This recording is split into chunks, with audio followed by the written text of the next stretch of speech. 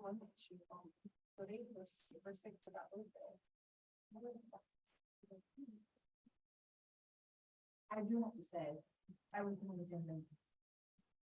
Ever since the single second sick, I've had this like really either a little bit stuffy here and there, like, and I'm like, it's your fault.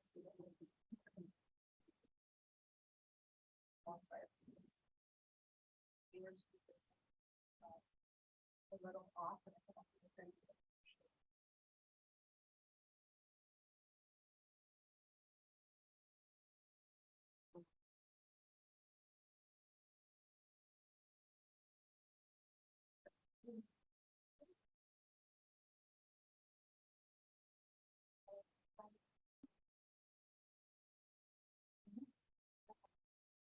I thought it was kind of like,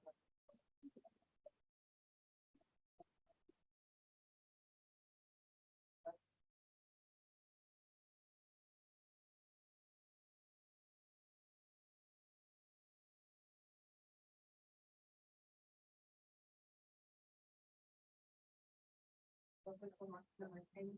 The little heart thing.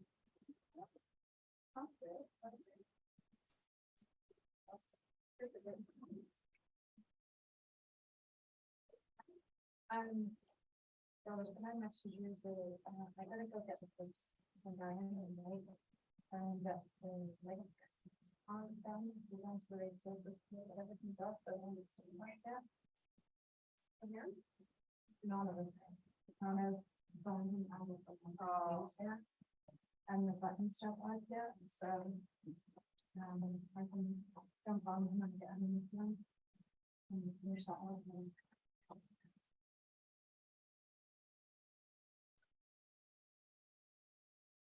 I definitely was better off.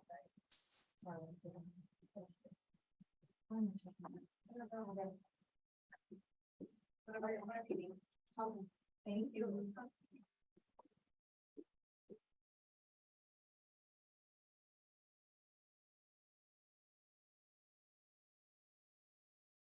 Oh, I know.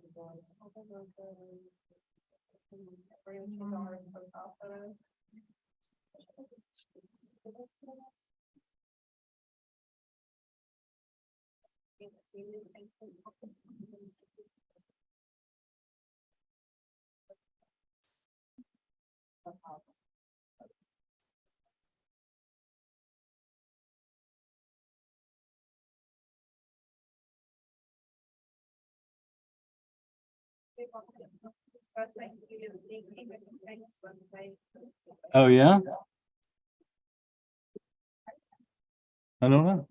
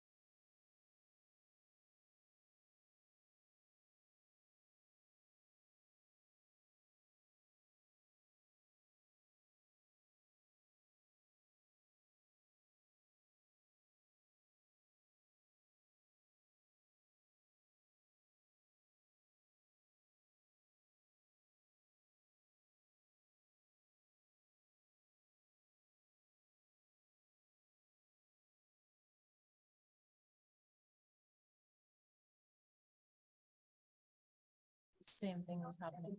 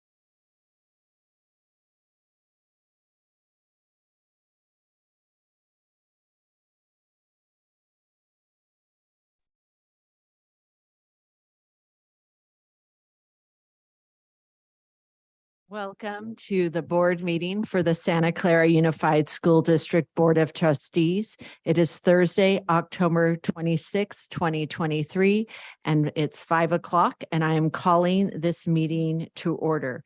We will start with a roll call of attendance. Trustee Canova is absent. Trustee Gonzalez, absent. Trustee Lieberman. Here. Trustee Muirhead. Here. Trustee Ratterman, trustee Ryan, absent, and I am here. Student trustee Valdez. Here. So we have 4 trustees in attendance with 3 trustees being absent and our student trustee also in attendance. We will now have our introduction of our interpreter. Good evening, board. Buenas noches. Mi nombre es Verónica Adams. Angélica Benítez y yo seremos las intérpretes en español esta noche. Bienvenidos a la reunión de la mesa directiva.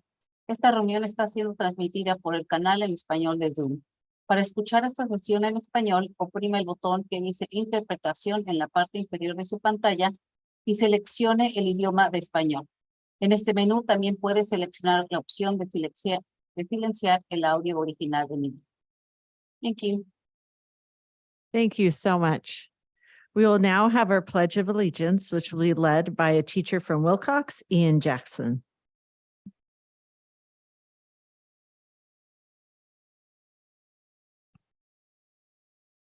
Face the flag, and we'll begin.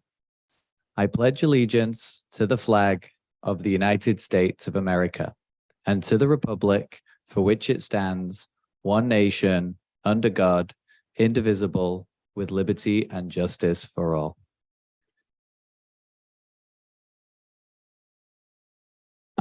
Thank you. Our district mission and vision statements will now be read by our Public Information Officer, Jennifer DeRico.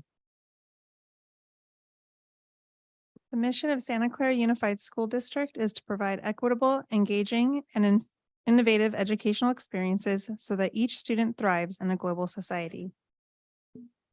Graduates of Santa Clara Unified School District are resilient, future-ready, lifelong learners who think critically, solve problems collaboratively, and are prepared to thrive in a global society. Thank you.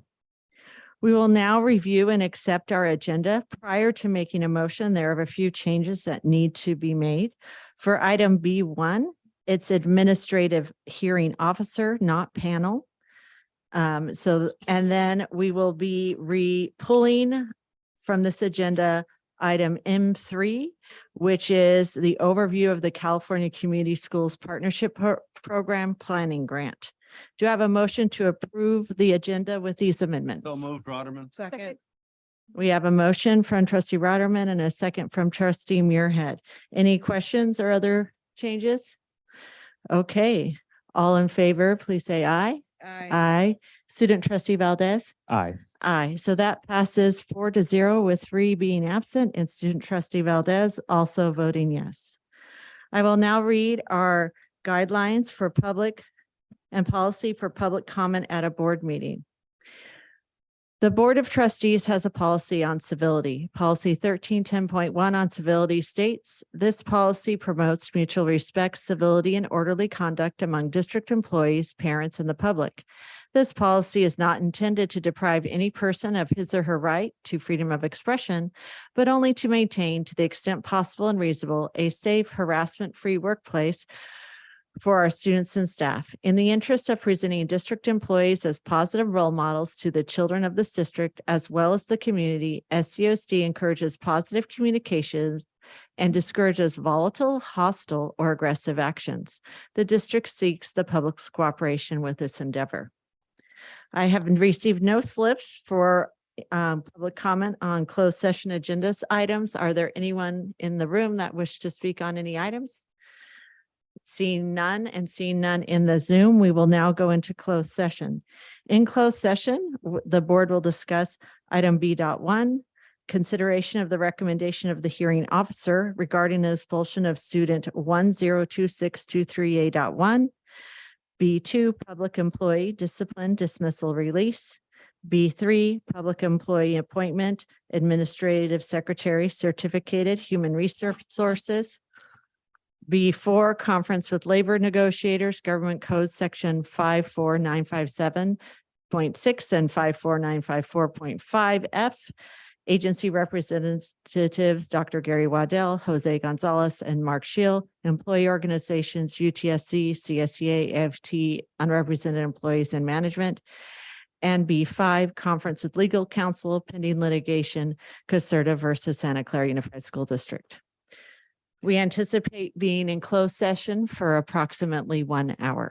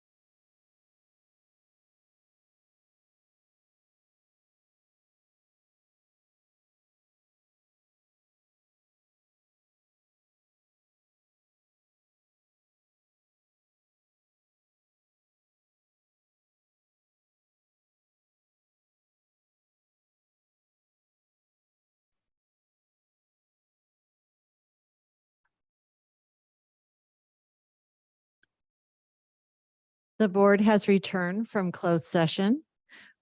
We will resume open session. We will start with the introduction of our interpreter. Good evening, board. Buenas noches. Mi compañera Verónica Adams y yo vamos a ser las intérpretes en español de esta noche.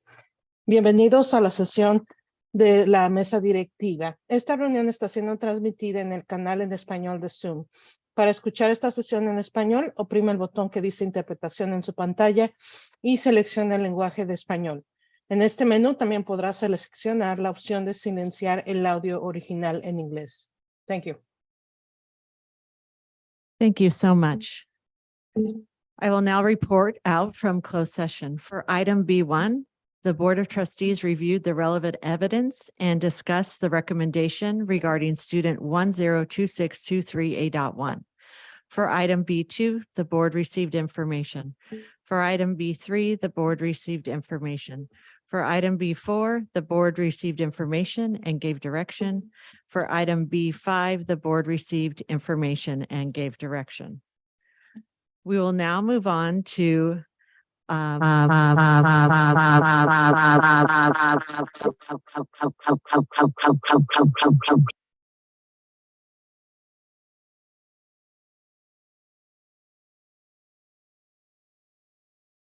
we ready to move on? Okay. We will now move on to item D1, which is the recognition of our difference makers.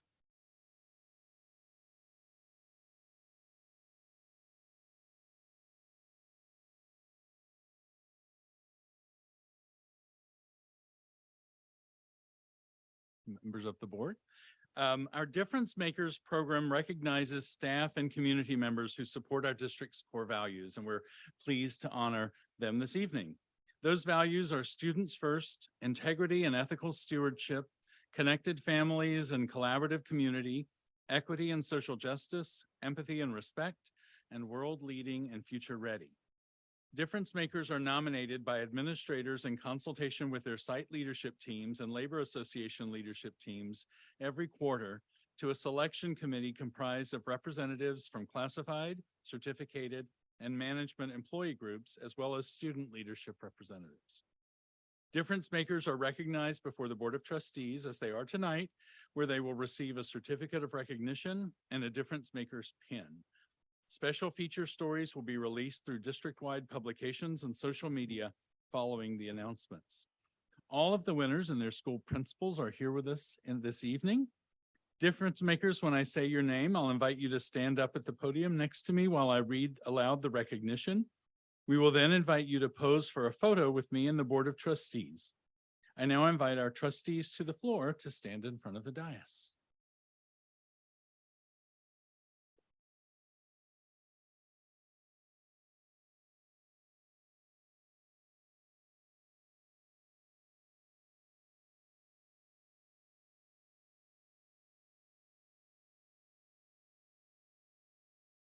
All right. Thank you. In the category of certificated staff member, this quarter's difference maker is Jessica Aranya from Briarwood Elementary School for embodying our core value of students first. You can stay right here. SCUSD believes that preparing students to adapt and thrive in a rapidly changing, globally connected world should inform every decision. We believe that incorporating student voice is essential to our success in understanding and meeting each student's needs. On behalf of the school leadership team, Principal Susan Jezik said, "Students with emotional behavioral disabilities often struggle with the issue of trust for adults and often expect rejection and failure due to experiences with peers or adults. They often possess limited insight into their behaviors and may blame others for how they act. Some students with emotional behavioral disabilities lack the motivation and interest in education, whereas others may be socially isolated or exhibiting extreme cases of anxiety or phobia. These are the students that Jessica Aranya chooses to work with each and every day. She is a skilled and successful teacher. Her students thrive in her room and within the school. Jessica promotes emotional intelligence and teaches her students to self-regulation skills when they are struggling, rather than forcing children out of the room or having teachers or support staff have to deal with them in other learning environments when they're not emotionally regulated to do so. The goal of a therapeutic classroom is to get the absolute best out of students every day, and Jessica does exactly that. Thank you and congratulations, Jessica. Would you like to say something? No? Okay, all right. You can go ahead and go.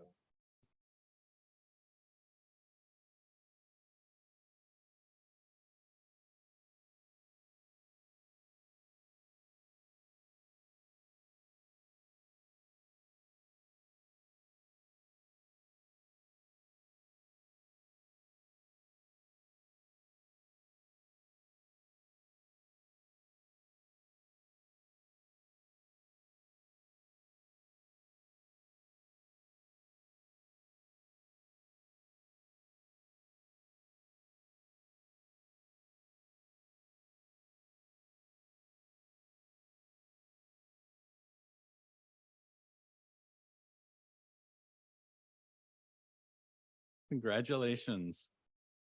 In the category of classified staff member, this quarter's difference maker is Homer Umana from Buxer Middle School for embodying our core value of connected families and collaborative community.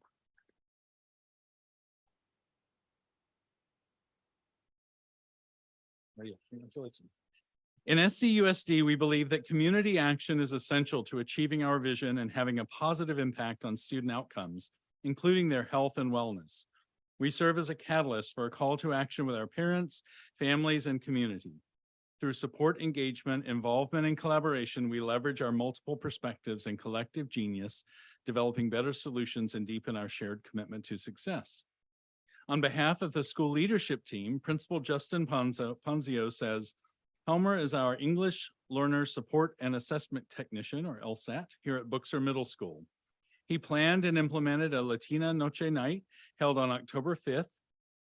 This event focused on providing support to our Latin American families to help them navigate our online systems, Aries and Parent Square, understand the English Language Proficiency Assessment for California, or LPAC, and the implications of passing it for high school, and support from the district's Family Resource Center for Santa Clara Public Library. Over 80 families were in attendance, and it was an amazing success. His advocacy in supporting our families is truly unmatched. Congratulations to Helmer, and thank you for modeling our core value. Would you like to say something? Would you like to say something? Okay. Okay, sure. This is weird to receive because there should be a team behind me. So it's not just mine, it's the team that's successful, not just me. But thank you in behalf of all of us. Yeah.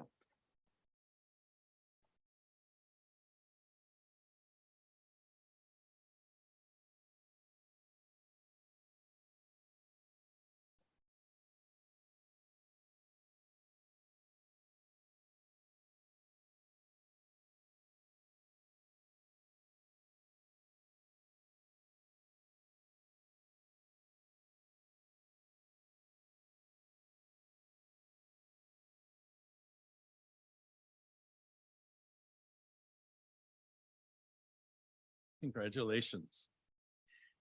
And our final difference maker this evening in the category of group, team, or organization, this quarter's difference makers are the resource specialist team, Amy Verma and Tony Scarborough from Bowers Elementary School for embodying our core value of students first. Congratulations. On behalf of the school leadership team, Principal Adriana Reyes says Bowers resource teacher Mrs. Amy Verma and paraeducator Mrs. Tony Scarborough are the remarkable educators who see the potential in every student. Their commitment to working together to understand each student's needs and help them reach their infinite potential is commendable. In addition to supporting students academically, Mrs. Verma and Ms. Tony go above and beyond to support students socially. They make sure to visit students during their week at science camp, which helps put nervous students at ease. They also bring the students together in community by hosting crafting parties during lunch. This positive impact that they have on our students is undeniable. Congratulations to the Bowers RSP team. You are appreciated.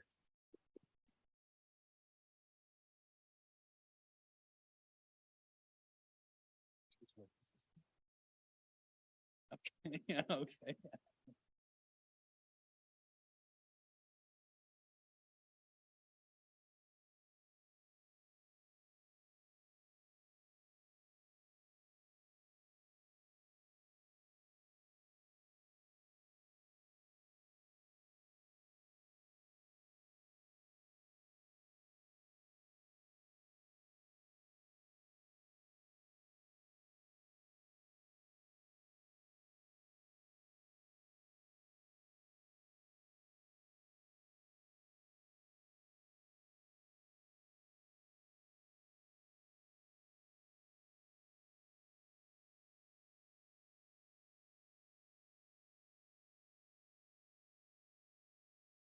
Thank you and congratulations to all of our honorees.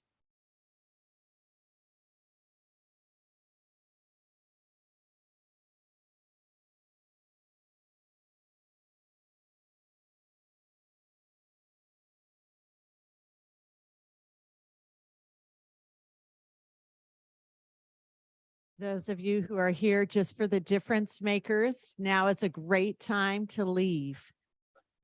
I'm giving you permission.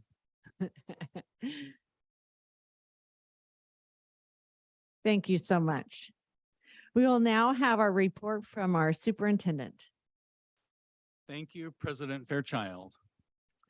I had the great good fortune of attending the County Teacher of the Year celebration to celebrate our own Mike LaFleur from Wilcox and Sarah DeWeese, an art teacher from Cabrillo, who were recognized. It was quite the star-studded event celebrating our local stars. Congratulations to both Mike and Sarah. Just outside the boardroom in the hallway, you can see some examples of the work that Sarah does with her students at Cabrillo on display. They are both stellar examples of the caliber of teachers in SCUSD, and we celebrate them. Last evening, I had the honor of joining President Fairchild, Vice President Lieberman, and Trustee Gonzalez at the Santa Clara County School Boards Association dinner. It was a special treat to see the countywide Student Environmental Literacy Panel with 3 SCUSD students on the panel of 7 who spoke quite eloquently about environmental literacy and sustainability and their perspectives about how we invoke change in our district, our county, and our world. A huge shout out to Rosie Chen from Wilcox High School, Anushka Rala from Santa Clara High School, and Sanjana Yaluri, also from Santa Clara High School. Congratulations to those students.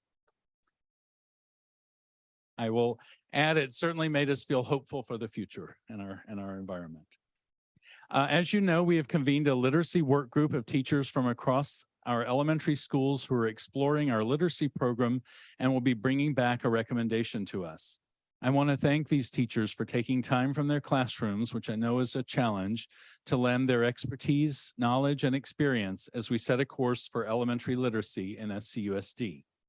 The work group meets again next week, and we look forward to spending time in data and research as we co-create a path forward to ensure that all of our children are reading and writing well.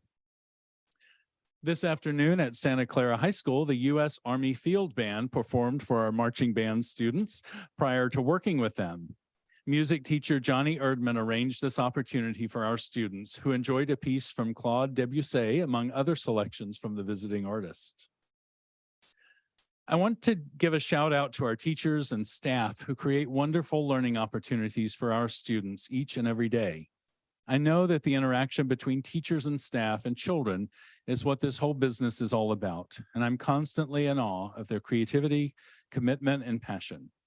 I recently had the opportunity to spend some time at Hughes Elementary and Cabrillo Middle School in classrooms and have to note the warm, supportive, and academically challenging environments that I had the good fortune to visit. Special thanks to these teachers and all who make the magic happen each and every day for our children and youth. Our labor management partnership continues to come together on a regular basis to plan for our district leadership learning team and supporting site leadership teams. A special thank you to Chief Academic and Innovation Officer Stam and UTSC Vice President Jackson, who've been co-facilitating these teams expertly. This is critical work that is not only about who we are, but who we might become. While partnership doesn't mean that we always get it right or agree, it means that regardless, we remain committed to the grand exercise of genuine partnership with all of its gives and takes and modeling what we can accomplish for our young people when we commit to one another. I want to thank UTSC, CSEA, SCFT, SCUMA, and district leadership team for their shared commitment to this work that isn't always easy, but is always worthwhile. I was honored to present our district's strategic arts plan last week to TCAP's, the California Arts Project statewide virtual convening of art leaders from across the state. There was great interest in this work and the thoughtful and inclusive way that we approached it. A thanks to our strategic arts leadership team that consists of Sharon Freeman, Tim Bacon, Stephen Moore, Heather Morton, and Kathy Knavel, who are leading our way in this work. Lastly, I am excited to announce that next week, SCUSD will launch the start of a new campaign called 1 Million Acts of Kindness. I'm challenging our students, our staff, and community to commit 1 million acts of kindness together. As we work so hard to address academic achievement, I don't want us to lose the critical importance of being kind to one another, helping one another out, and extending grace and compassion. I'll be asking our young people and staff alike to find ways to show kindness in small ways, such as playing with someone who's alone on the playground or cheering up someone who's having a hard day, or bigger things such as a class-wide or school-wide cleanup day or environmental campaign or organizing a coat drive is just a few examples. We are all on this journey of teaching, learning, and growing together. And I know the impact that one single act of kindness can have. Imagine what we'll do if we can reach 1 million. We'll be launching a website where students and staff can log their acts so that we can keep track and highlight these. We hope you will all join us as we transform our communities and schools with kindness. And that concludes my remarks. Thank you so much, Dr. Waddell. We will now have our Student Senate report from Shiv, is that right? Degar? Sorry, I should have found out before, from Wilcox High School. And please correct my pronunciation.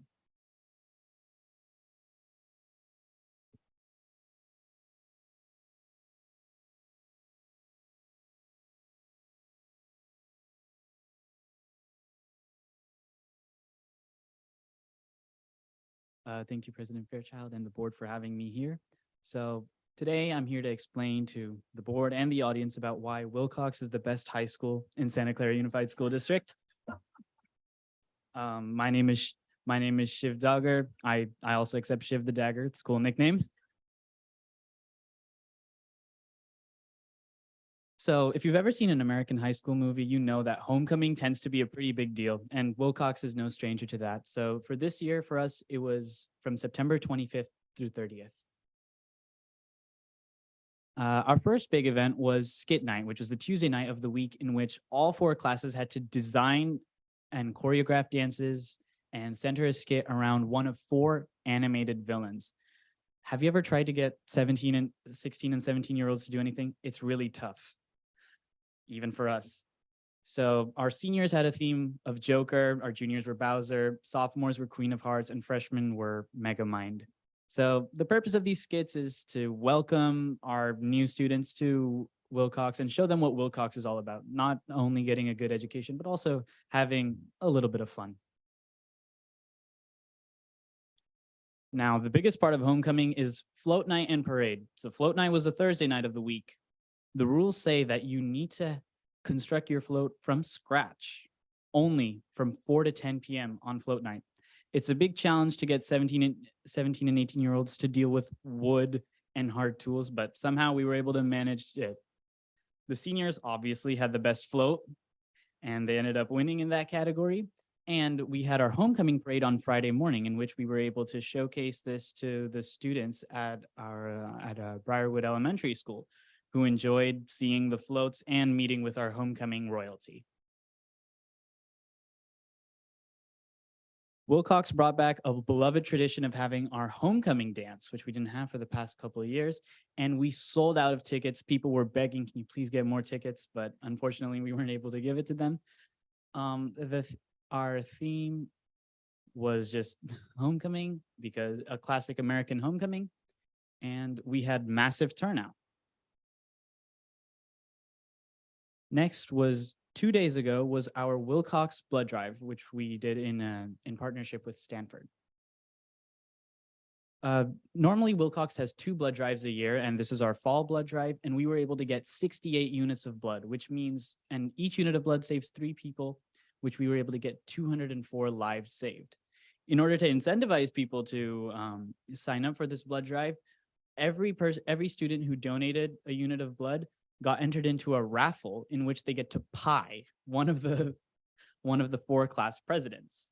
So yeah, it seems that you need that for an incentive. So yes, the public is also welcome to donate. So I implore you, please donate at our spring blood drive that will happen at Wilcox High School. Last but not least, sports. There are such a wide range of sports at Wilcox, and we have one of the highest participation rates of sports, but I just wanted to shout out girls water polo for upsetting second-ranked Saratoga in league semifinals. And tomorrow night, they play against Mountain View at McDonald High School. So I would ensure you to please go and support the Chargers. What time? 7 p.m. Another event at 7 p.m. at Wilcox is our football game. So Wilcox this year has so far gone 6-2, and our perennial league rival, Los Gatos, has also gotten 6-2. And this is essentially the game that's going to decide where the league is going to go. And in honor of Breast Cancer Awareness Month, the theme is Pink Out. So I would implore all of you to come and show your support for the Chargers. We also have things planned for the future. So one of our next big events is Toy Drive, in which Wilcox students collect toys from the community, and we distribute them to students at George Main Elementary. So that here is that's a little still of last year's Toy Drive, which was a massive success, and we hope to build on this success in the coming year. Also, next January, we have our annual Winter Ball, which is also a tradition we brought back last year after COVID. So we hope to build on the successes of last year. Thank you.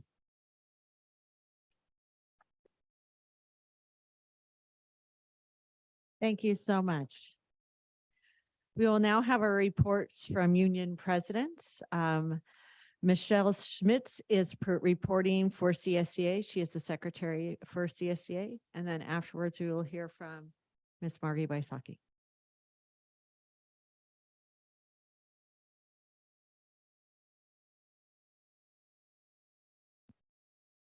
Good evening, everyone. I'm happy to be here on behalf of Lynn Villarreal. She's not feeling very well today, so we send her our best wishes. But she wanted me to share with you that our executive team for Chapter 350, we had a planning day last Monday. And a highlight of the time was when we came to our leadership development section.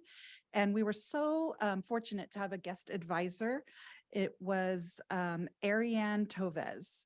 And Ariane has a wealth of knowledge in organizational leadership training for agencies and school districts. And she was a speaker for the CSEA State Conference, as well as right here at Santa Clara's Professional Learning Day on October 9th. So we are so fortunate to have her guidance and continue to work with her. And we're working hard to build our chapter's leadership. And another thing that we are doing is our monthly Spotlight Award. And I'm happy to say that Christine Lutke, secretary at Hughes, was selected by her peers. And these are some of the words from staff at Hughes regarding Chris. Chris Lutke is the rock at Hughes Elementary School. She gives so much of herself to teachers, staff, students, and parents. It's truly unmatched. Whether helping a student having a tough day or supporting a staff member navigating something complex, Chris does it with deep care and thoughtfulness. Chris makes such a difference in the lives of students and staff. Chris matters to us more than words can describe. She is appreciated for all that she does to keep our school moving forward. And further words from those that know her, Chris is a wonderful secretary at Hughes, but she is also a strong support to other secretaries and clerical staff in the district. She provides them with not just technical advice, but offers them a friendly relationship as a mentor. CSCA leadership often encourages folks to reach out to her if they need advice or just encouraging support in their new roles. She is also an outstanding site representative. She listens to classified concerns, and if she can't address them, she sends them up to chapter leadership. She always welcomes new classified employees to Hughes and informs them of the value of being a CSE member and signs them up immediately. Christine Lutke is truly deserving of the CSCA Chapter 350 Spotlight Member of October. And I'll end with CSCA was formed in 1927 when a determined group of Oakland custodians came together to secure pension benefits for school employees who could not afford to retire. Today, CSCA is the largest classified school employees union in the United States, representing nearly 250,000 school support staff throughout California. I'm standing on the shoulders of those custodians 100 years ago. We're proud that CSCA is here to help protect the jobs, benefits, pensions, and the living standards of classified employees. And that ends our report tonight. Thank you so much.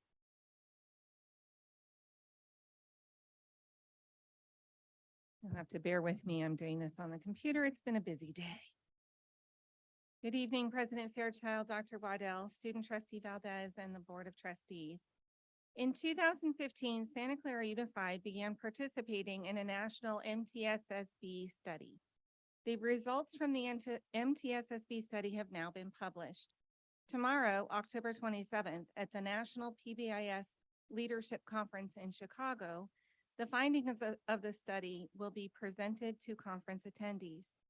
Christy Tapia, one of our UTSC members and an external district PBIS MTSSB coach in Santa Clara Unified, was asked by the national leaders to share aspects of her experience in training and coaching here in Santa Clara.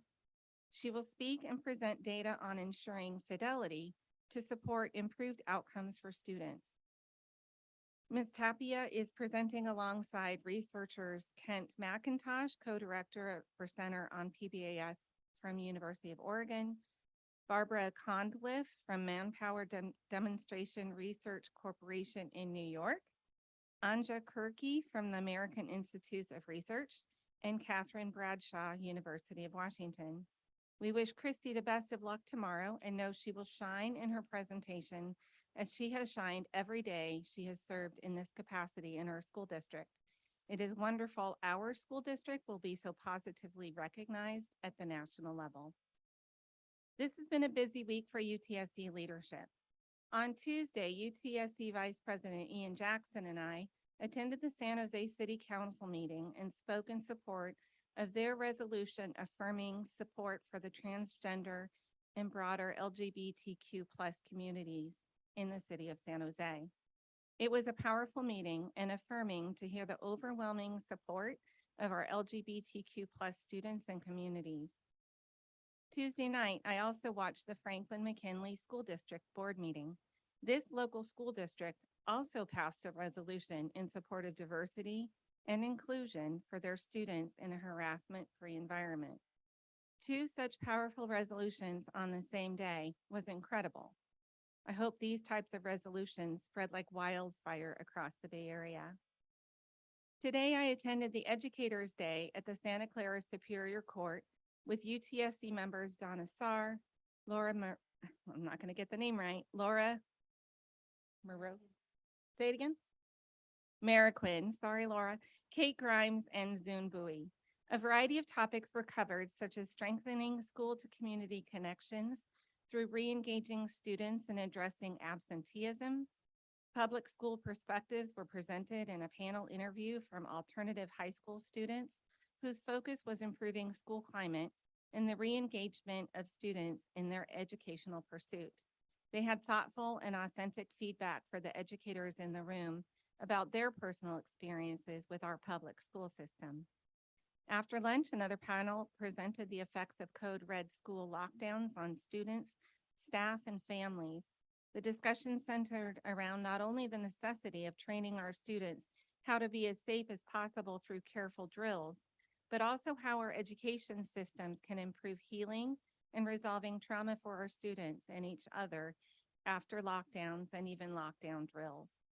The judges and attorneys who presented offered a plethora of resources to help us in our work.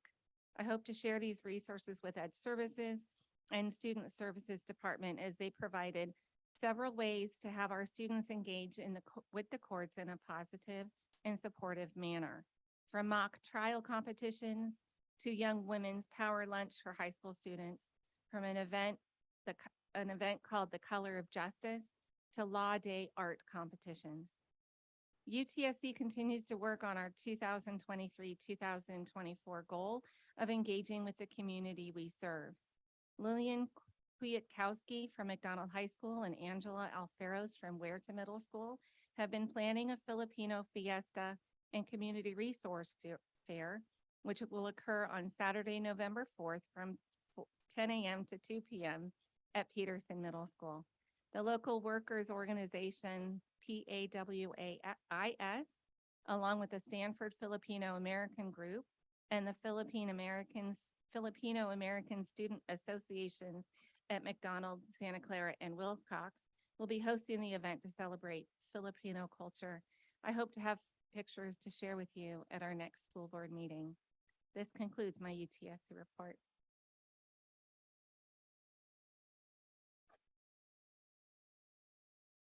Thank you. We will not be having a public health update regarding COVID this evening. We will now go on to item G1, which is public comment on unagendized items. Before we have public comment, I will read our civility policy.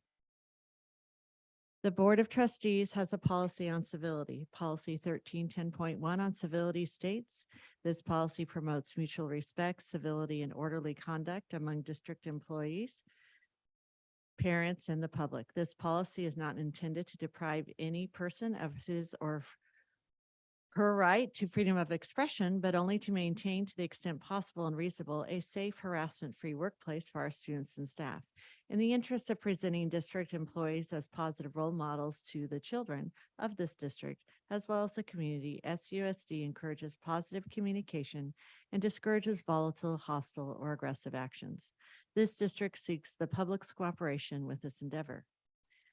The public should also note that while we value and want to receive public feedback, board members are prohibited by state law from commenting on, discussing, or taking action on items that are not on a meeting's agenda. The board may refer the commenter to a staff member or other resources for factual information, ask staff to report back to the board at a subsequent meeting concerning any matter, or take action directing staff to place a matter of business on a future agenda. When you come to the podium, please turn on the microphone. The green light indicates the microphone is on. You will have 2 minutes to speak. At the end of 2 minutes, please return to your seat. If you have additional comments, you may email the board. I have received 3 slips for comments on unagendized items. Remember, these are items that are not on the agenda. We have Katie Gilchrist, Amber Watt, and Maria Kinkin-Brock.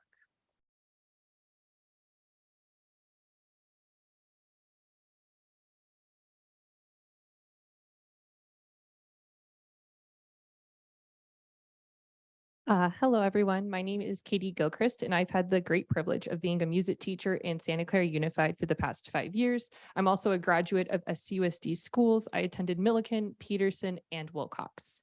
I currently teach at Peterson Middle School, where I teach 5 different music classes, 3 orchestras, and 2 bands. We also offer multiple student clubs as well as extracurricular ensembles for students to participate in. Although the total enrollment of Peterson has been declining, the enrollment in the music program has increased. There are currently 244 music students enrolled at Peterson, about 33% of the school's population. The success of the elementary music program and the prominent community at Peterson Music encourage more students to continue music each year. I'm speaking to you today because a larger music program brings the needs for more resources, particularly staffing. The music teachers of today do not simply conduct pieces and coordinate concerts. They differentiate for all learners, they embed SEL in their lessons, they assess and keep track of student progress, and they create community on their campuses. We also differentiate between the 15 different instruments we teach. The expectation to teach so many different students with different instruments in one class can best be compared to asking a teacher to teach Spanish, French, Japanese, and Latin all in the same class.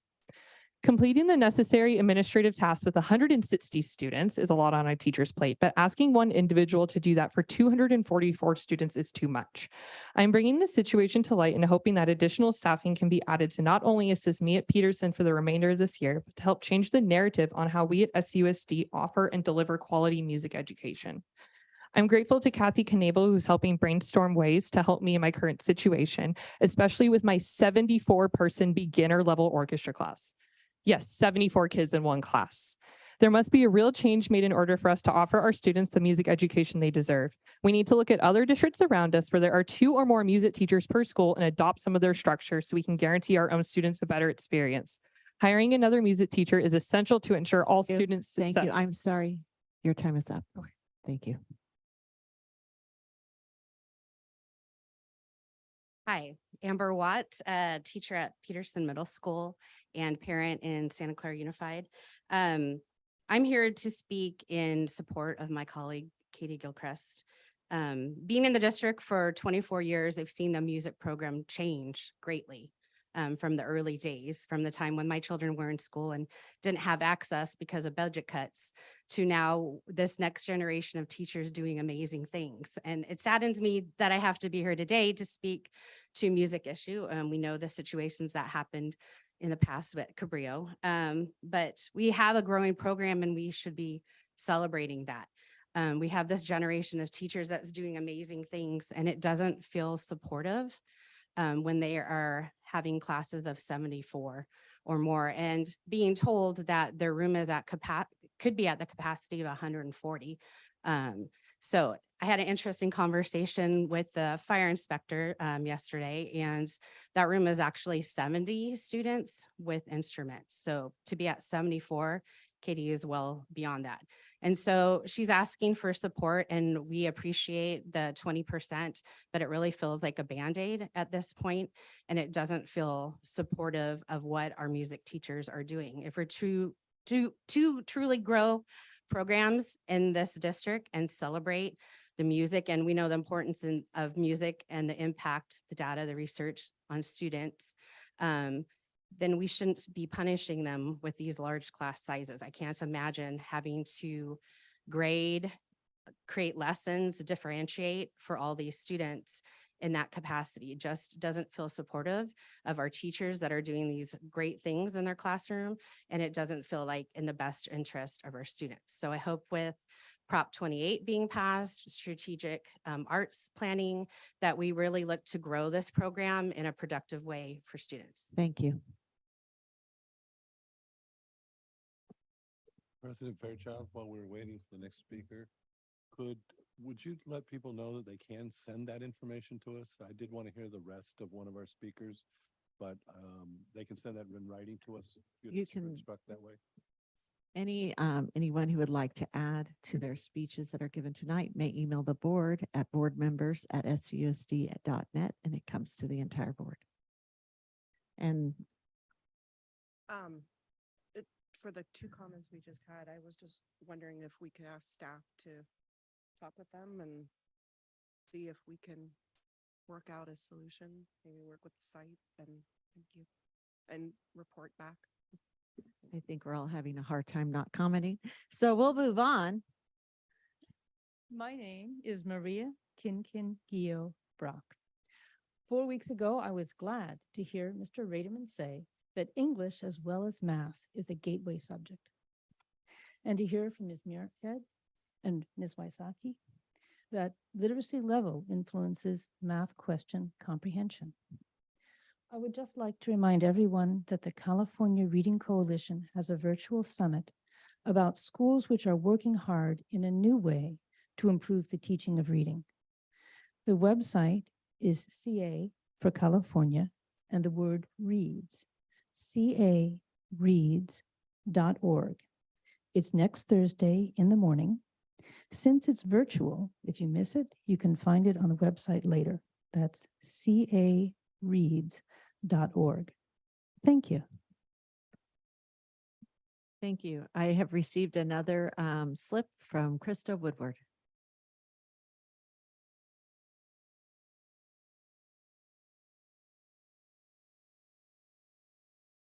Good evening, everyone. My name is Krista Woodward, she, her, that's how I like to be called. I've been teaching in SUSD since 2006. I'm the chair of our UTSC Equity and Social Justice Committee. I'm speaking tonight to thank SUSD for the collaborative work with many parties in order to move us forward with a focus on equity and inclusion in our district culture, including curriculum and instruction. It's critical that the district continues with a focus on supporting and adopting equitable and inclusive curriculum and practices. Many educators have avoided teaching some of this curriculum because they feel ill-prepared and possibly more vulnerable to scrutiny. The SUSD Equity Framework is providing guidance for teaching and learning, structural change, and a focus on whole child, whole community. As the district provides equity-focused professional learning, resources, and curriculum, teachers will not feel alone in doing the work that is required by our state standards and Ed Code. Educators will have a deeper understanding of the why, and they will be more prepared to carry out lessons effectively. I appreciate that SUSD is continuing to bring on partners to build on this work. We have so much work to do. The Santa Clara County Office of Education, I'm wearing one of their t-shirts tonight. They're making huge strides and they're leading the way for us. And I hope we can take more pointers from them. This is an excerpt from just one part of their civic engagement division. Research shows that robust civic learning helps students beyond the classroom, giving them opportunities to analyze, address, and ultimately have a hand in solving complex issues that are important to them and those around them. I'm watching the clock. Furthermore, research findings correlate high-quality civic learning to increased academic achievement, student engagement, and reduced dropout rates. The initiative directly supports the goal of the framework of California public schools that by high school graduation, students will have developed the readiness for college, career, and civic life. There's so much more I want to say, but I'm going to run out of time, and I will be back to tell you more. Thank you very much. Thank you. I have no other slips. Does anyone else want to speak? You may come up.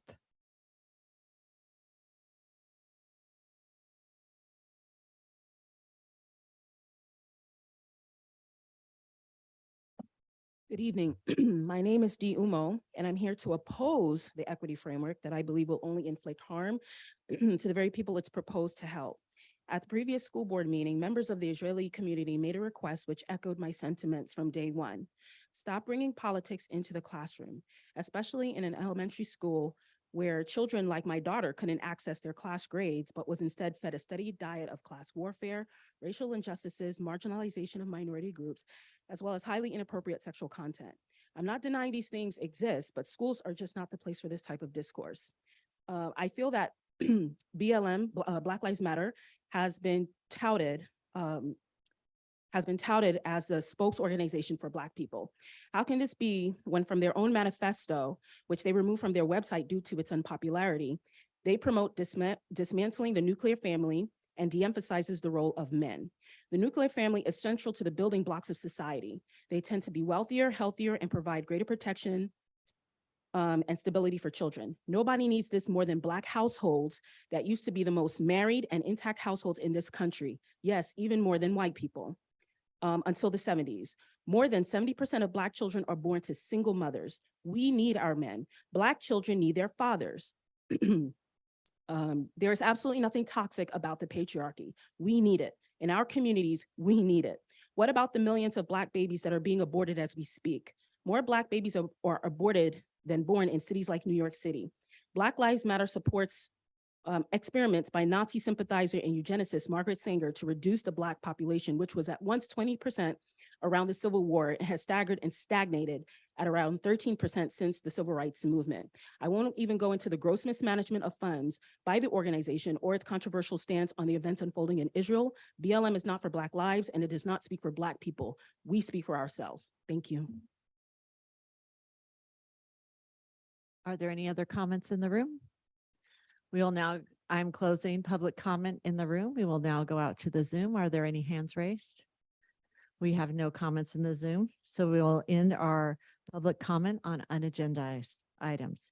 We will now move on to our consent items for human resources. Do I have a motion to approve? Motion to approve, Rotterman. Second.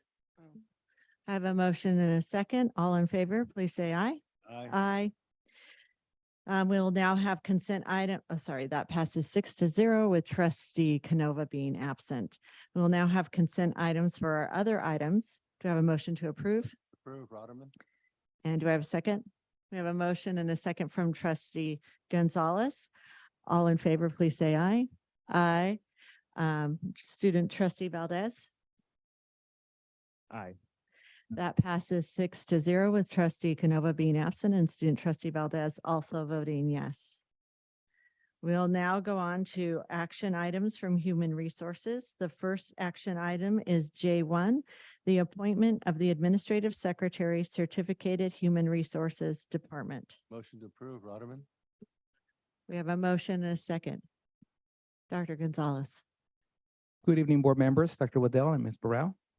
It is my pleasure to announce our new Administrative Secretary, Roxanne Chavarria. Roxanne received her bachelor's in communication from the University of California, San Diego. She's coming to Santa Clara Unified School District from Carlton Senior Living, where she has worked for the past 4 years. Some of Roxanne's responsibilities and experiences included organized, coordinated, and hosted job fairs. She used data to assess effectiveness of her department, evaluated the source of higher metrics, and strategized to source candidates via social media, career websites, and job fairs. She collaborated with her management team to attract, identify, and place qualified candidates, expanded recruitment efforts by building connections with associations, universities, and other professional organizations. She organized and coordinated staff appreciation celebrations. She was in charge of her company's COVID protocols and managed and administered pre-employment assessment to prospective candidates. She also performed HR duties related to personal records, confidentiality, employee relations, posting positions, hiring, and scheduling trainings. Thank you. Thank you. All in favor, please say aye. Aye. That passes 6-0 with trustee Canova being absent. Our next action item from Human Resources is the CSCA Reclassification Committee recommendations and job description updates. Do I have a motion to approve? We have a motion and a second. Any questions or discussion? All in favor, please say aye. Aye. Any opposed? That passes 6-0 with trustee Canova being absent. Next, we have J.3, updated job descriptions, including title changes for existing job descriptions in the technology department. We have a motion and a second. Any discussion? All in favor, please say aye. Aye. Any opposed? That passes 6-0 with trustee Canova being absent. The next 4 items come from the business department, or 5 items. They're resolutions, and we'll do a roll call vote on these. Are there any questions on the resolutions? Okay, so resolution K1, resolution 2341, authorization for the approval of change order 02 for Westwood Elementary School project. Motion to approve, Rotterman. Second. We have a motion and a second. We'll do our roll call vote. Trustee Canova is absent. Trustee Gonzalez. Trustee Lieberman. Yes. Trustee Muirhead. Trustee Ratterman. Trustee Ryan. Yes. I vote yes. Student trustee Valdez. Yes. That passes 6-0 with student trustee Valdez also voting yes.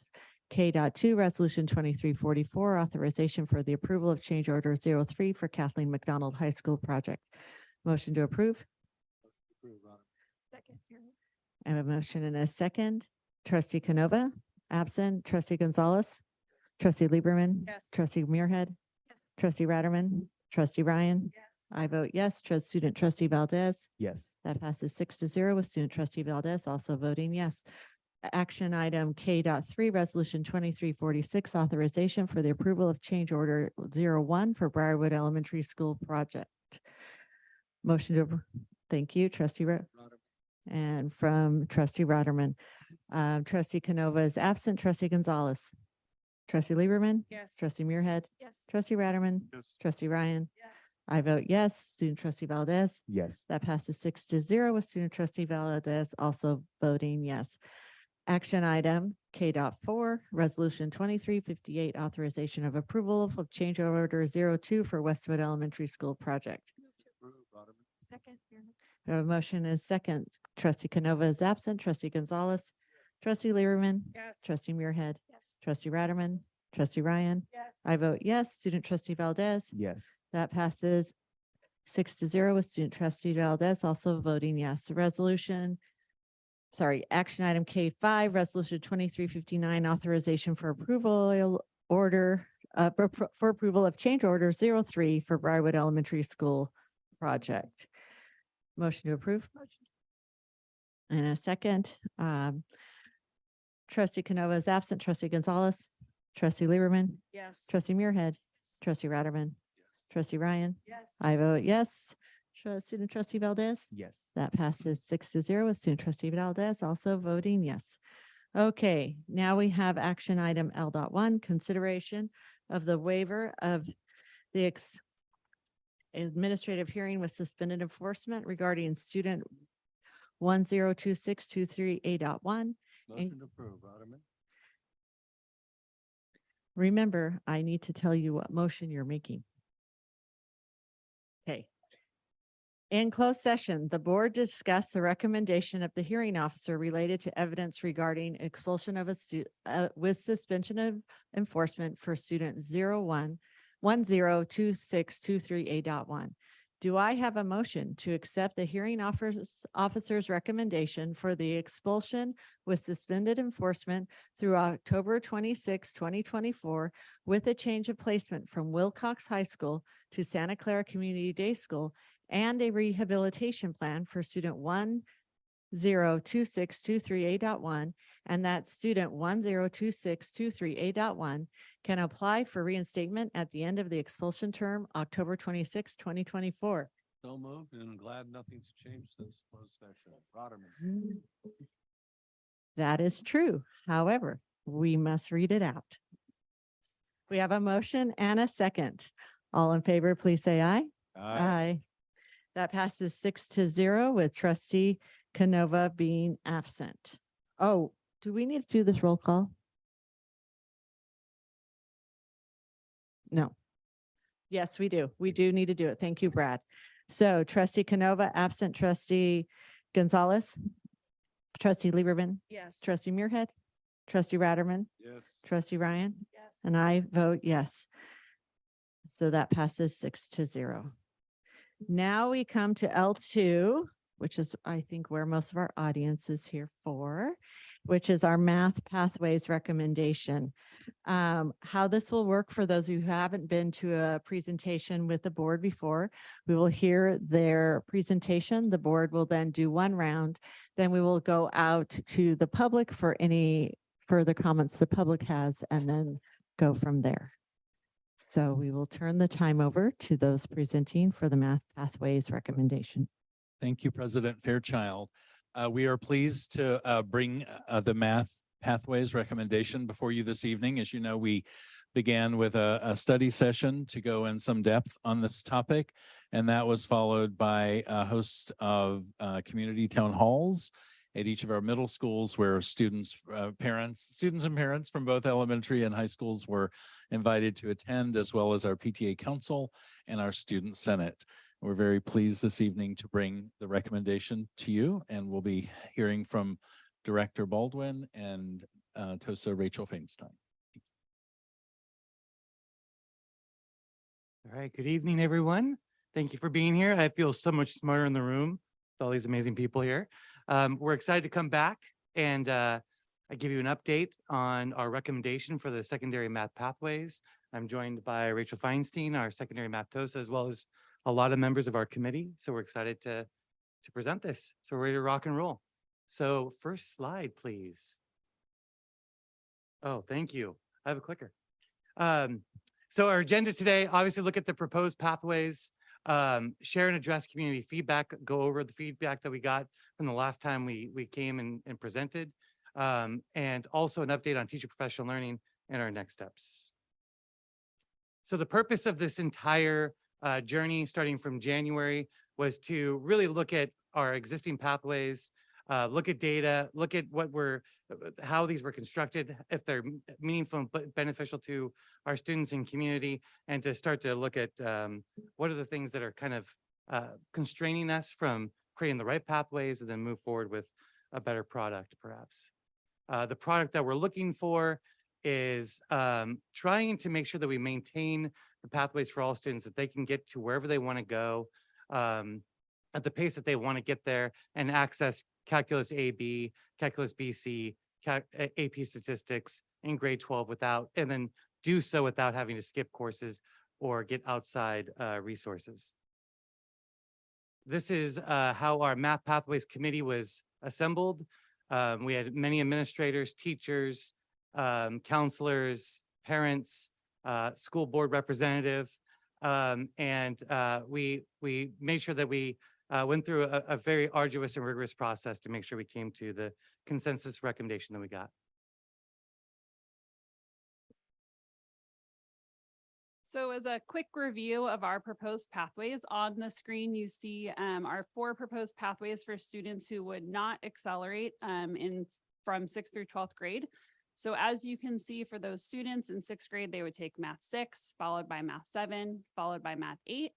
As part of our proposed pathway, we are recommending that our 9th grade students take geometry. So you see that flip from geometry to algebra 1, followed by algebra 2, or students after the completion of algebra 1, as you see in option 4, can take a data science course.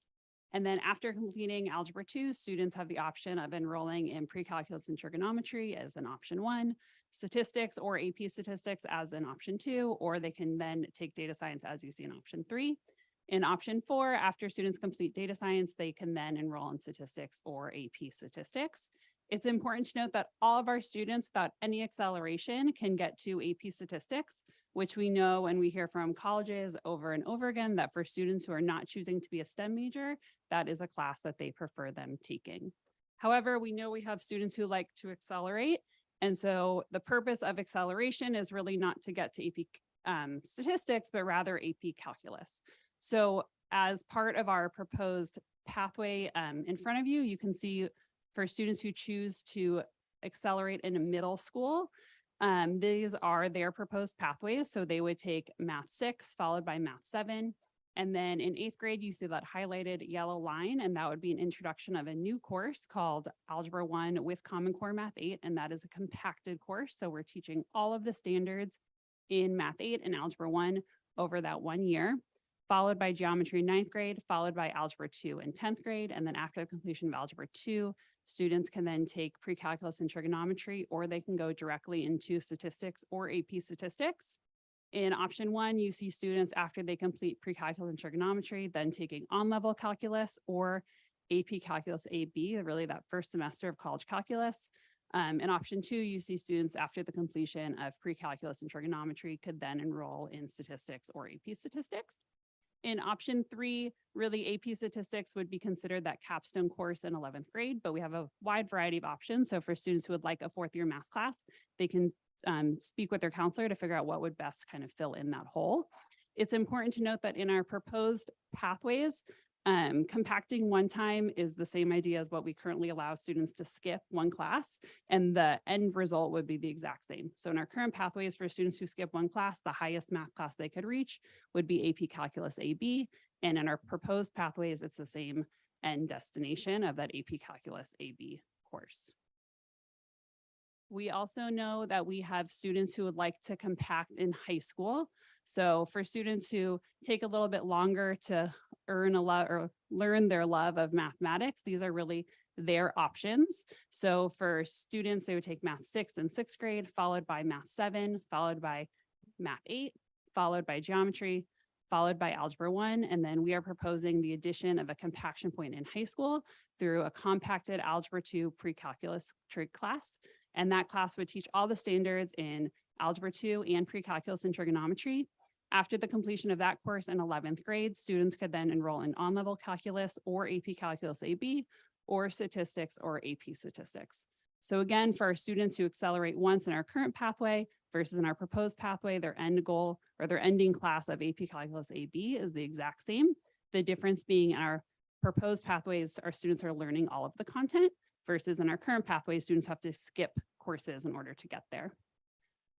Lastly, we know we have students who would like to take advantage of both of those acceleration points or both of those compacted classes, and these would be their proposed pathways.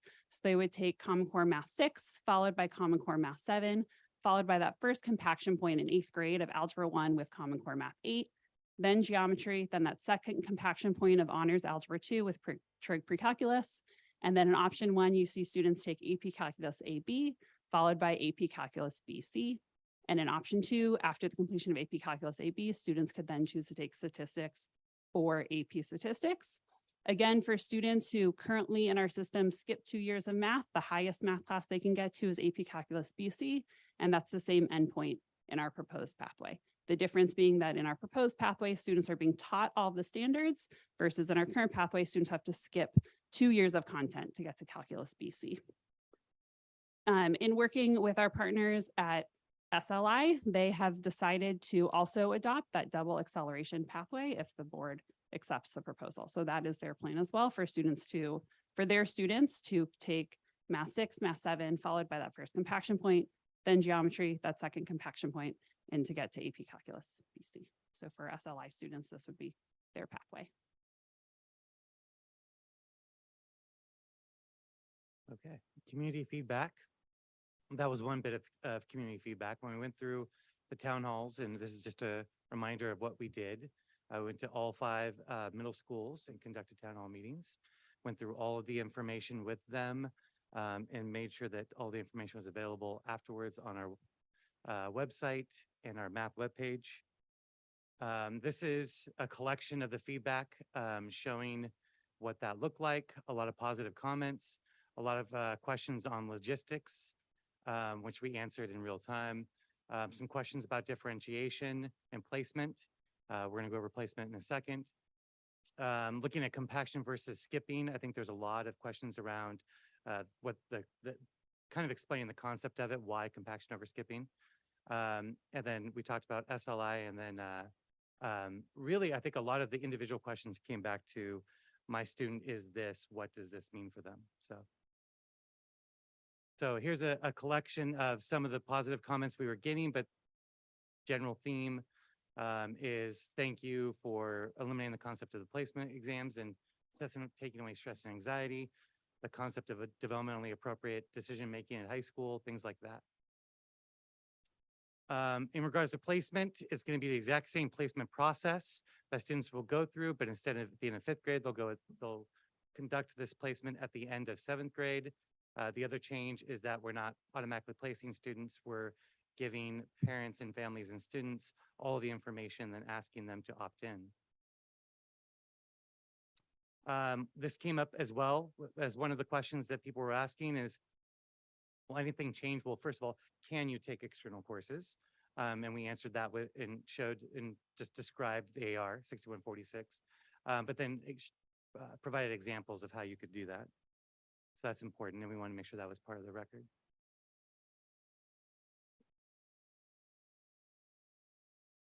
So a quick update on our professional learning plan for our teachers, because we know that as our students become more heterogeneously grouped in classes, instructional shifts are necessary to support all of our learners in our classes.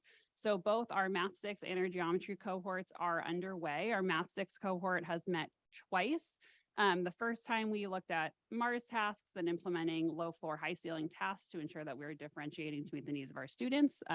In both those cohorts, in our Math 6 cohort, last time they were given access to Desmos as a supplemental curriculum, and I was in a couple of Math 6 classes today, as well as this week, to see students actually engaging with Desmos and what that looks like in their classrooms.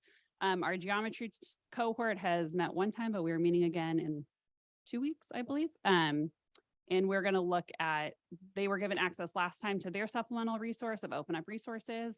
And we know that teachers are beginning to use it, but we're going to continue to work with that supplemental resource to ensure that the needs of all of our geometry students are being met.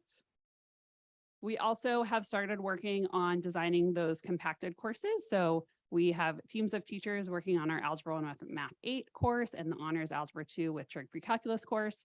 And we have met for 2 full days already. So both of those courses, all of their essential standards have been chosen, and they are at varying levels of their unit design. So one of the courses is a little bit farther ahead the other in terms of what the units actually look like, but we are making very steady ground there as well.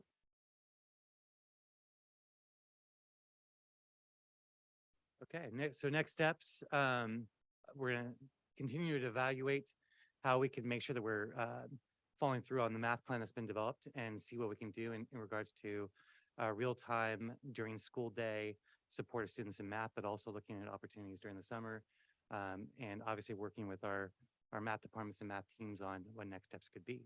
So we're excited for the possibilities. And then I will just say, ending, I just want to thank everyone that's in this room, but also people that are joining us virtually that supported and were a part of this. A lot of time and effort went into it. And I appreciate everyone here putting really their heart and soul into this project because they know this is what's right. So I appreciate it. So any questions? Thank you so much. I will turn to my board members.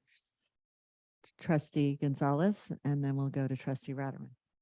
So as far as opportunities during the summer, if there's any resources that the team feels, I know there's certain software and certain things that, if we're not doing things in the classroom like Alex or some things that we might be able to help our students with. I know in the past we've done Elevate Math and Step Up to Algebra and these kinds of things with not such organization, but whatever we can do to help our students succeed in math is even if it's additional resources, is what is that we have to do to make sure that we provide those resources to our students. So whatever the team might need, hopefully we can find a way to make sure that we're there for our students. Okay, Trustee Ratterman. Yeah, first, I think we've said this before, I'm really impressed with the thought, the flexibility that you intended to build into the system. I think that's great. To some extent, I look at this as a little bit of a bell curve going on and a recognition that you've got different people in different places that need different levels of attention or resources. But the question I have is there's still some anomalies in that curve, the far rights and lefts of the curve. And so you've got a lot of prescribed courses. There's some people that still are not going to fit within the prescription. And you may have already answered this, and if so, my apologies. But do we have the flexibility built into the system to let somebody that, they walk into 6th grade and they've already got algebra nailed, and they're ready to move on. Can we accommodate that student? And obviously there's the reverse side of that as well. This one's more positive, so I'm going to go that direction. Yeah, no, I think there's examples already. Since I've been here, there's been examples of certain anomalies where students are coming in and performing really high. So many with the families and discussing what the options are and making sure that we're making the right decision as a team for the student. I think that's incredibly important, right? We even had examples this year and last year where families saw that their student was advanced and chose to keep them with their grade level peers as well. So it's really a family decision, especially when you have some students that are ready to kind of go a step above and beyond. But I really look at that from like a top 1% percentage, right? But we have to be agile. We have to meet the needs of all of our students. And so we're trying to create a structure and the ability to meet as many students as possible, then make sure that we meet as a group and as teams and as an ecosystem to support all of our kids. So That's great. Thank you. The concern I have is meeting each student's needs individually. And it looks like you've got a good system to do that. So I like the recommendation you guys are coming down with. Unless I hear something else tonight, I'm probably going to be supportive. Thank you. Thank you. Trustee Lieberman? Thank you. Thank you for the presentation. I have a couple questions. I see a lot of things in here for a pathway for high achieving students, but I don't see anything for supports for students that need it. Is that part of this plan? Is that a different plan? My concern is that we have students that need help. How are we giving it to them with this plan? Yeah, I look at this as this is a pathway and a structure to allow opportunity and access for all of our students, right? I think our math plan that Mr. Stam and the entire math team worked on, and department chairs, I think got into more detail around the supports that we currently have than things we have to start to look into in the future. I do think we have structures in place at our secondary schools like tutorial and flex periods and things like that, where we can really start to establish, well, what is a systemic approach to supporting students in math and all subjects, right? Whatever their needs are. Obviously, we have resources like paper. We have resources like paper.co, the tutorial program. There's other examples, but we have to, the work doesn't stop here. Obviously, this is a structure. We have to continue to work towards the plan and make sure that we're doing everything humanly possible to meet the needs of our kids.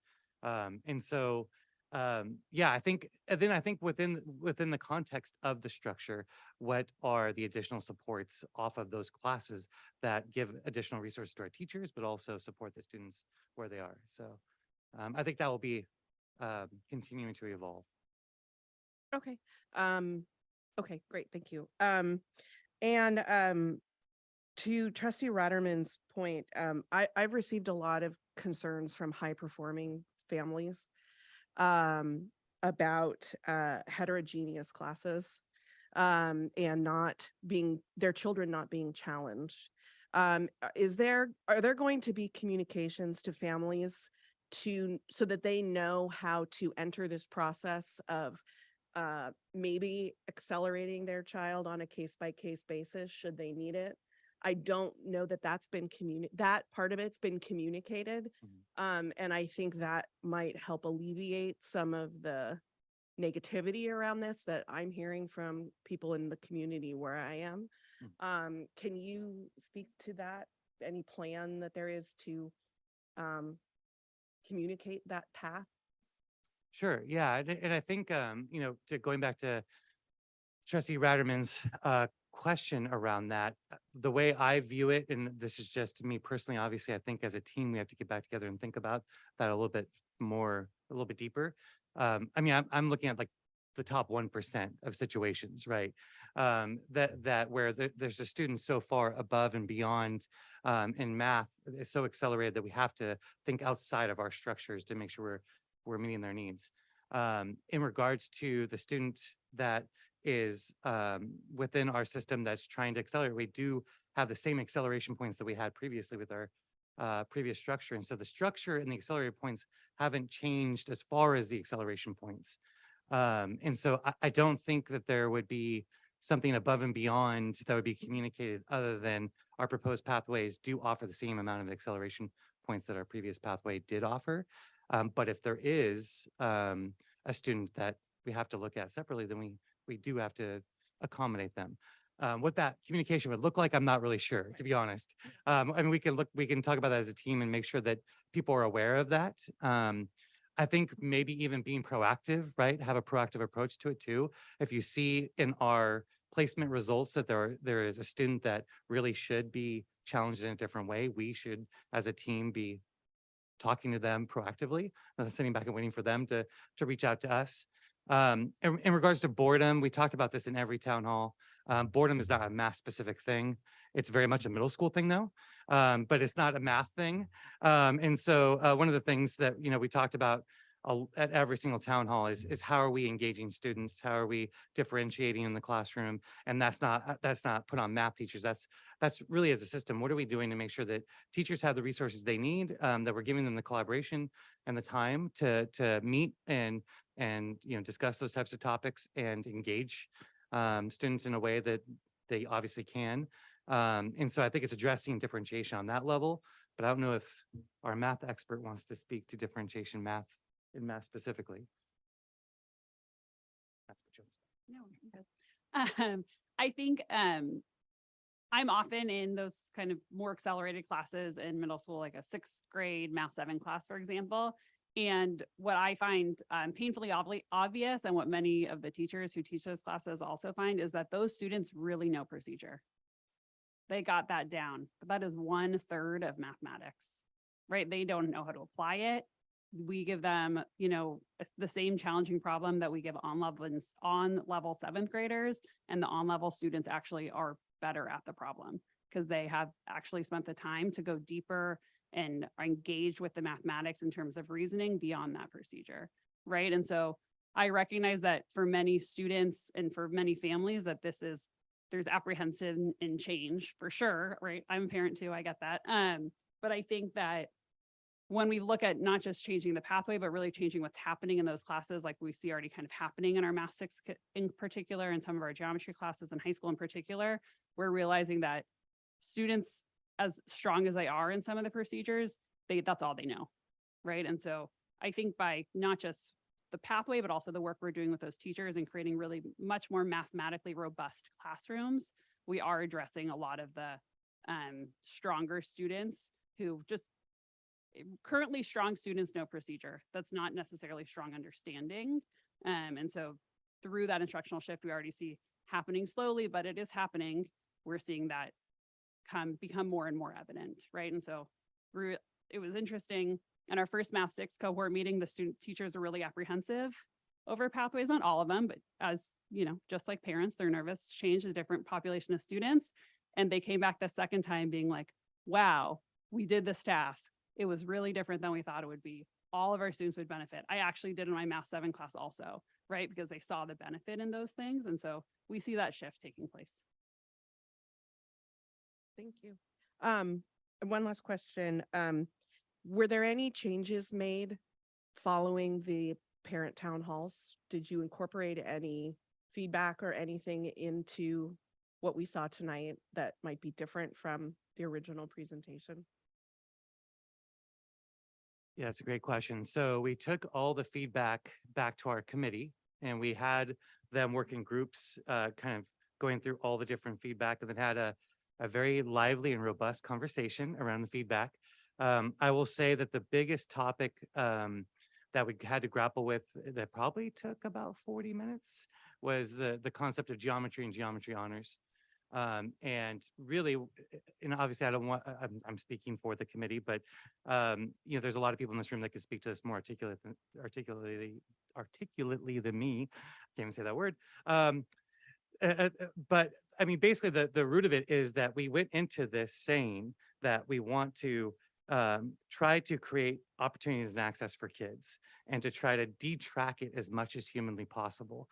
And so what are we saying if we're doing any kind of honors or geometry honors at the high school level? What message is that sending when the entire purpose and product was to do something completely different? And so I think we're in a good place because we're looking at, obviously the new math framework is here, but we're looking at essentializing standards. We're looking at really taking a deep dive into what that means. We're looking at, I think, really exciting supplemental materials. We're looking at differentiation and doing differentiation in a way that I'm not the math expert, but obviously I think our curriculum is a bit outdated and didn't push us to do in ways before. But the committee basically it came to the conclusion that we did not want to go in the route of offering the geometry honors. We wanted to stay true to the recommendation that we had left and went out to the town halls with. And so that's what we're here kind of proposing. And so so that was the biggest one, was really kind of grappling with the concept of geometry and geometry honors. I don't know if you want to say anything more about that or. I just want to make sure I'm articulating it correctly. So. I think you articulated it correctly. I think the other thing is we really use data as our guide and the feedback from the community as our guide. And as Matt pointed out in the presentation, the majority of our feedback was positive, right? And so there was a lot of questions, but even the questions weren't negative. It was, can you explain this one more time? What does this mean for my kid? It wasn't, please, we did have 9 negative comments. So in the 5 nights that we went out, 9 people on index cards gave us negative feedback. The rest were either neutral questions or positive. So when we think about changing the pathway that we spent so long working on to begin with, based on the question just became based on what data would we do that with? Like we didn't have data to really support any changes.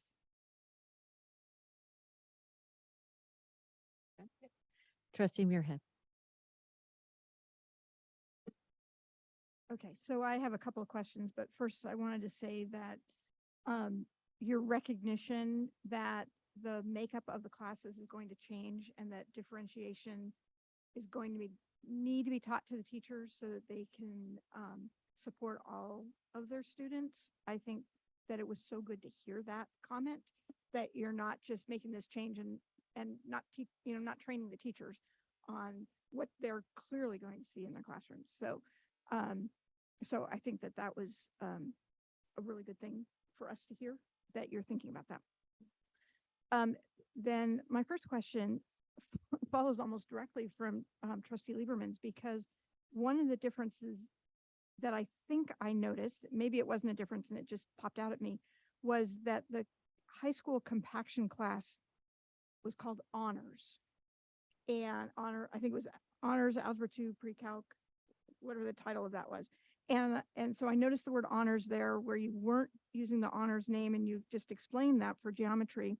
So I'm wondering if putting the honors in there, is that a GPA calculation thing? Is that a college application thing? Is there a reason why you used honors for that title? We can both kind of handle that one. So it's an accelerated class. And it's an accelerated class that is typically going to be upper, like a 11th and 12th grade class, right? So it's an accelerated class where you're compacting what could be viewed, I guess, in some schools it's algebra 2 trig, some schools it's trig pre-calc, some schools it's all 3. If you some integrated models are like that. And so it was determined that if you were taking this accelerated class at the high school level, that it could be given an honors designation, and it would be weighted. And so I don't know if you want to go. Also, it was a change to the slides, but it actually was not a change to the intent. So when we were going through the pathways as a committee, our intent was always to make that algebra 2 trig pre-calculus class an honors class. We just learned through many presentations that we did, it wasn't communicated that clearly, and that was the addition of the honors title. So the intent was always there. We were always going to submit it through A through G for an honors point. We know there are other districts that have an honors point for that class, so we're pretty confident we'll get it as well. But the slide changed, not the intent of the course. Okay, good to know. And then the other question I had, a member of the community asked me about the switch of the order of algebra 1 and geometry, and we've taken algebra 1 and then geometry since I was in high school and probably even before that. And so the comment was, doesn't geometry need some basic algebra to be successful? I just wanted to hear your thoughts on that. Yes. So geometry absolutely needs some basic algebra to be successful. And we are fortunate that that basic algebra is all taught in Math 8. So all the algebra 1 standards that you need to be successful in geometry are the overlap standards between Math 8 and algebra 1, which there is like roughly, off the top of my head, I think 27 overlap standards between those two courses. So you definitely need some basic algebra, but it is taught in Math 8. If, we have districts around us and in the state that use an integrated math model, in those courses, the geometry content is always taught after that Math 8 Algebra 1 review, because you don't need new algebra, like traditional Algebra 1 second semester topics to be successful in geometry, and the first semester topics are taught in Math 8. So yes, they need a basic understanding of algebra to be successful in geometry, but not the full scope of Algebra 1. They need the section that's the overlap of Math 8. I think it's important to note too that when Common Core came to light in California, the approach to geometry really did shift. And so a lot of the things that are traditionally taught in a geometry class in terms of like triangle congruence and these two side lengths are the same, so set this equation equal and solve for X, are actually no longer part of the standards. So we see that. And so as we're working with our geometry teachers in our community of practice or in that geometry professional development cohort, we spent a lot of times in that first session really looking at what are the actual standards in the course and how does the purpose of bringing in that supplemental resource really support students and teachers ensuring those standards. Great. And so my last couple of seconds, I'll just say, sometimes we'll have kids move between districts going from 8th grade to 9th grade. Like that's a good time for parents to move or something. And I'm wondering, are our neighboring districts going to prepare their 8th graders for our 9th grade geometry class? Or are we going to need to do something for kids who are entering our district for high school? If they took a Math 8 course, they're prepared for geometry. So our Math 8 teachers aren't going to need to shift their instruction. If your students are learning Math 8 standards, be it in our district or another district, they're prepared for geometry standards. But do our neighboring districts have that Math 8, Common Core Math 8, that will prepare them for our geometry? I mean, I would assume that our neighboring districts teach Common Core Math 8 standards at some point, depending on their pathway, it might be compacted into a different course or in a different package some way, but most districts teach Math 8. Yes. Yeah. Does that answer your question? Okay. Sure. I'm sure there's going to be always that case of a kid who comes in who doesn't, I don't know. There's always special cases. So you just have to deal with it when they come. Okay. Thank you. I appreciate it. Yeah, I think most of the districts comparable districts we researched in the Bay Area had 8 compacted with something, but they all taught the standards in Math 8. But I mean, we were even talking about the other day, the example, I think it was Redwood Middle School in Saratoga had a 6, 7A combo, then a 7B Math 8 combo. So everyone, or even Los Gatos is a 7, 8 compact. So like there's lots of different examples, but they're covering the standards in Math 8. Yeah. Thank you. Trustee Ryan? Yeah, thank you. I was part of the committee, so I got to see all the work, right away. And one of the comments that stuck with me, because we met again after all the town halls to kind of review the comments and bring them forward. One of the comments, and actually I think there were several comments, but you talked about them, that you had several parents coming up saying, we didn't know that under the current system, our kids were missing content. And we are skipping standards and they're not learning certain things that they need to learn. And some of them, I don't know how many, but even asked, like, can we pull our kid out of acceleration now so that they don't miss things and we have to teach them later? So I think that was an important comment that came out for me. And I've gotten the comments too about kids who need acceleration. And the story I've told, I'm sure I told it at the Math Pathways Committee, is about my son's friend who passed the Calculus BC exam with a perfect score in a short amount of time at the end of 6th grade. There are going to be those outliers, right?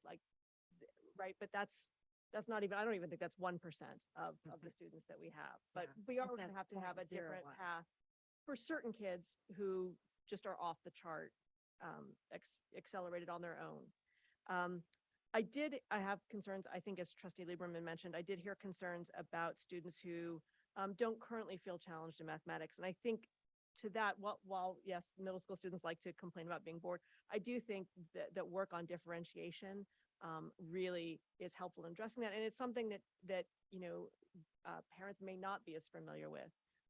I know as a former math teacher myself, I had concerns from parents when they thought their kids should be in an accelerated class. And I was like, give it a chance. There's a lot of things I do to make sure that we challenge all the students in the class. And within a month or so, they got a lot more comfortable with that because they could see how it happened. But I think it's new for parents and students, and it may not be happening in every classroom right now. So it's hard to trust that it will happen, but I do hear the work that's being done for that. And I just very quickly, I was going to say, you know, I started as a math teacher as a mid-year kind of replacement in Los Altos High School. And what they actually did for their students who failed Algebra 1 as freshmen or earlier is that they actually moved them to geometry before having them retake Algebra 1, just to get them something that was more concrete and to learn. And then they would go back to Algebra 1 a year later. So I think they had the algebra content they needed for geometry. So thank you. Thank you. Okay, I have some comments. Thank you for doing the tables. I really appreciate it. It was very clear. I think everyone understood the pathways. One of the things that, going off of some of the questions that I think is going to be the challenge is in middle school, because we don't exist in a vacuum. And we have school districts around us who do skip. And we can very easily get in 8th graders who have on their transcript taken 6th, 7th, 8th algebra, you know, and how are we going to provide them with access to the next math course? And so I think that's one of the challenges. I think when it gets to high school, we're able to accommodate more easily the differences in some of the neighboring districts. But do you have some thoughts on how we plan to do that for the districts who do skipping and kids land then in our district from theirs? Well, I think obviously we can only place them based on where they're coming to us from. So whatever level they're at is where we have to place them. We were just kind of as a sidebar talking about, you know, there are students that come from privates and charters around us where they have a collection of everything from Math 5 to Calculus AB all in one transcript in 2 years. And you're like, wow, how is that possible? And so like we have to break down transcripts all the time and try to determine as a math team and as a school site best placement for the student, and then work with the families, right? And so it's a process. And obviously, going back to what Trustee Reiterman said, you know, we have to treat every kid individually, and wherever they come from, we have to make sure that we do our research and accommodate them. And I'll say even international transcripts are incredibly tricky, and trying to make sure that we're meeting the needs of the students when they are coming, and we're trying to interpret what the transcript says and meet their math needs is tough. So, but just one step at a time, one student at a time. As I said, I think that's not going to be an issue at the high school level, but Yeah. where we're going to maybe have some difficulty, and I want us to go in with our eyes open, is at middle school, because we do have a lot of neighboring districts who do skip and compact in the same pathway. So my next question, and it's something that Trustee Muirhead touched on last time we talked about math, and when you brought up we have these cohorts, but they're opt-in cohorts. And so how do we let the parents know that our students who maybe aren't in these opt-in cohorts are getting the same curriculum?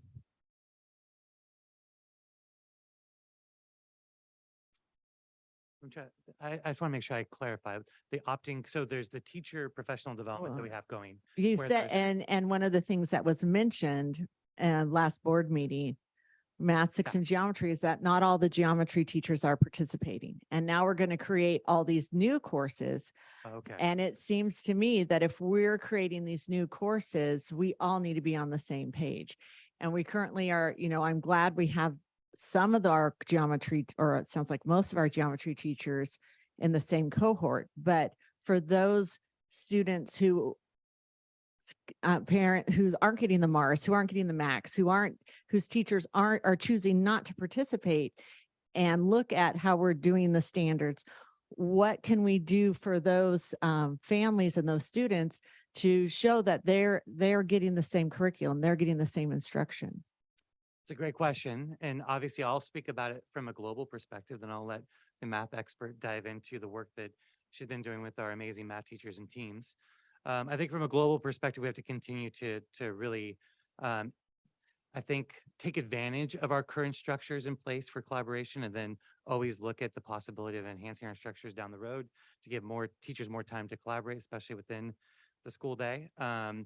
When we do I think it's also one of those things where we have teachers right now that are teaching geometry and math 6, but next year might be teaching math 7 and algebra 2, right? And so we're always going to have to be going through a process of onboarding teachers and bringing them on board. And obviously we have incredibly capable teacher teams and department chairs that can help with that. And obviously our MAPTOSAs can help with onboarding of new teachers that are going to be taking on the load of introducing either the new compacted classes or supporting our new Math 6 and geometry courses. I wouldn't say new, but the concept and the pathway of Math 6 and geometry. So I think from a global perspective, there's lots of things we can do to make sure that we support sites and systems and teams.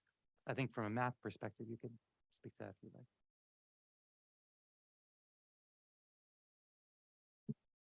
So what I think is really nice on most of our sites is that they have built-in collaboration time. So for the couple of geometry teachers at our high schools who chose not to opt in, they are still collaborating with their other teachers. So for example, one of them this week emailed me and was like, how can I get this resource? Can you help me get this resource? I would like to try a lesson in my classroom. Can you come in and model this lesson? Right. So that collaboration is happening site-wide. It came up in the compacted course design meeting that we had yesterday, around how are we going to train teachers in this course and what are we going to do? And so that is definitely something that we are looking at, whether it's going to be a summer academy or whether it'll be pull-out days kind of towards the end of this year to get them ready for next year. But we also know that master schedules change and we don't necessarily want to train teachers prior to the master schedule being set because we don't really know who's going to be teaching those courses too. But we do know that ongoing support is absolutely needed for not just this year in Math 6, but going forward in Math 6, going forward in geometry, in our new compacted classes. We know that coming up, Math 7 teachers will need to be trained and Algebra 1 teachers. We know that the rollout of the pathways will also has attached to it, as we talked about in our last math board presentation, has a rollout of professional development for teachers as well. So I guess my question more direct would be, how soon are we to getting common assessments?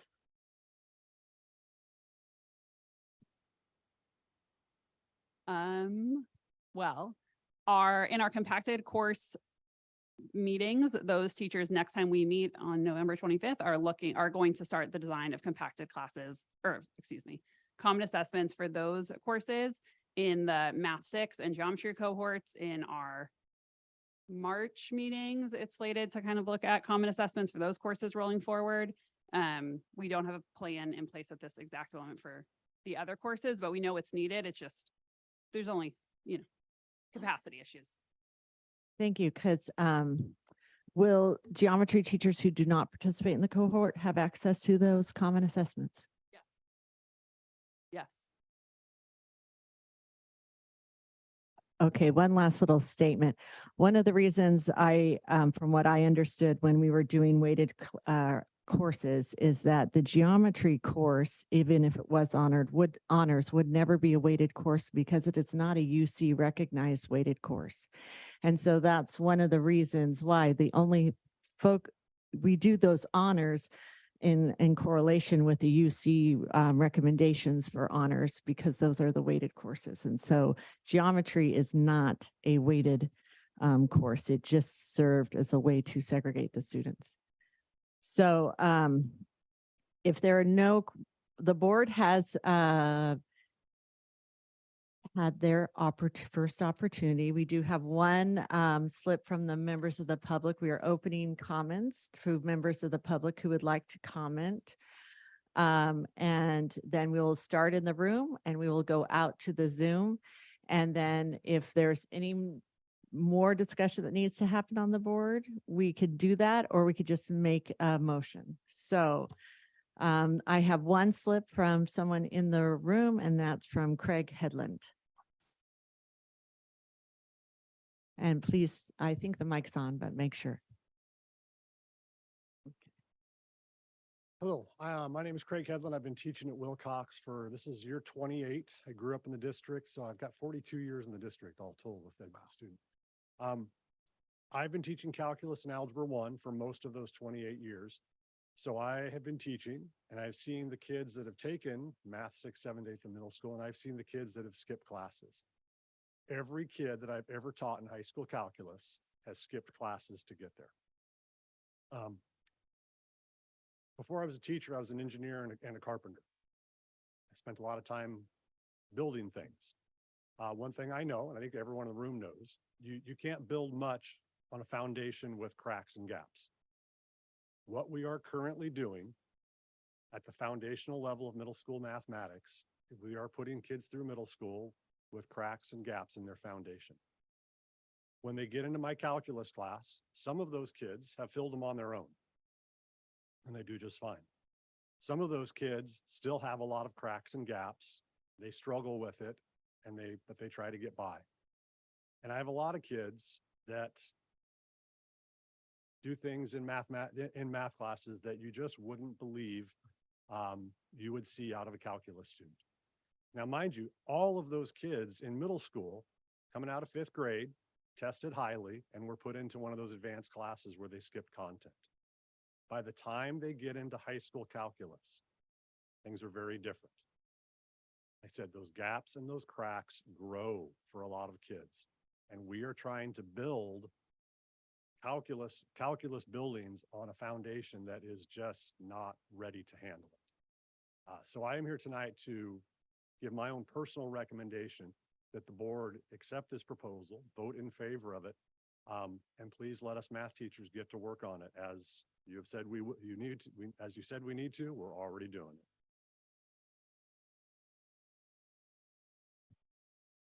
Thank you. Are there any other? Okay. Back to me, sorry. Here we go. Deanna Watts, elementary math TOSA. I would like to take my time to reiterate what I said last time I came to this podium to talk about math pathways.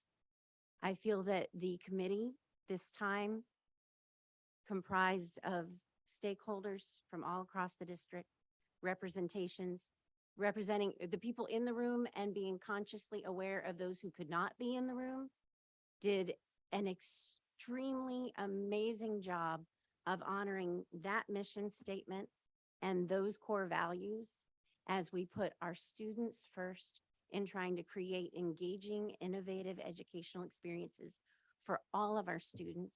And I'm just going to ask you to please, please, please honor this process. Didn't happen 10 years ago. Didn't happen 5 years ago. Maybe the third time is the charm. Thank you.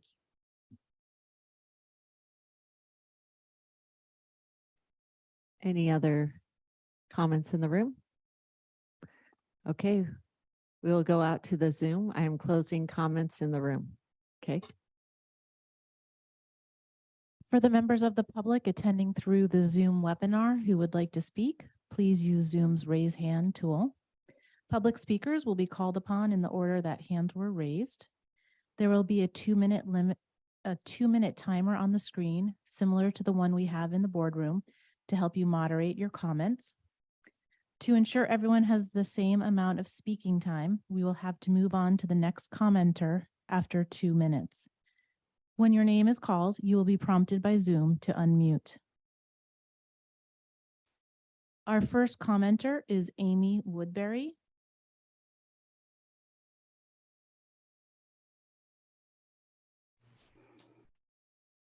Hi there. I won't advise the board not to adopt math pathways. It's significantly better than what exists today.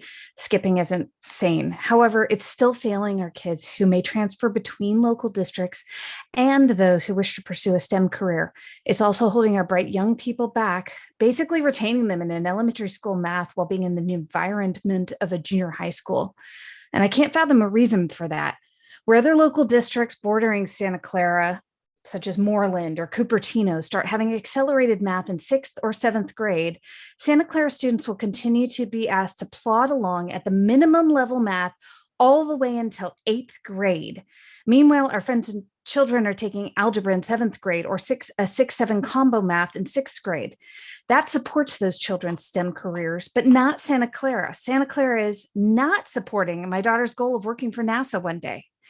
We were assured that there would be new material in sixth grade math, but over a full quarter in, our daughter has an A+ again and complains that it is so boring and redundant. What we see in her graded papers is all the same skills she covered in 4th and 5th grade with nothing new. And when she complains that school is wasting her time, it's hard to argue with her. She's bored beyond belief, and it's being ill-served by her days in school. We've enrolled her in the art of problem solving pre-algebra class to supplement so that she's making some academic progress this year.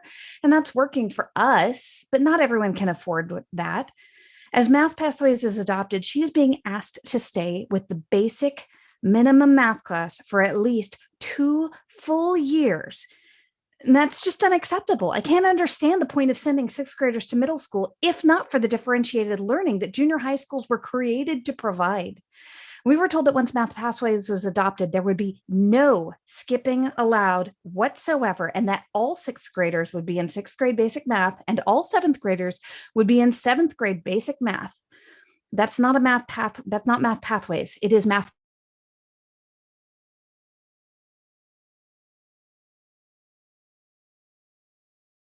Thank you for your comment.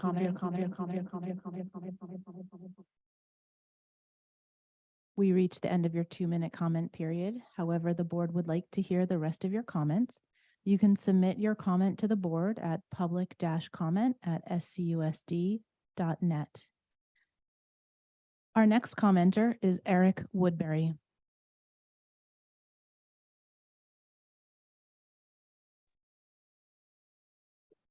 Good evening, and thank you.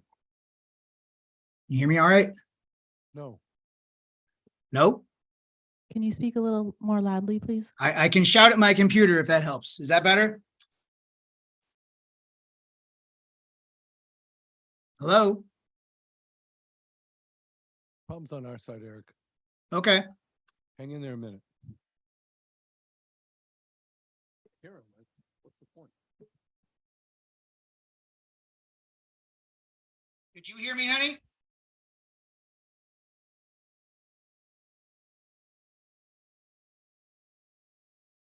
Anyone hear me now?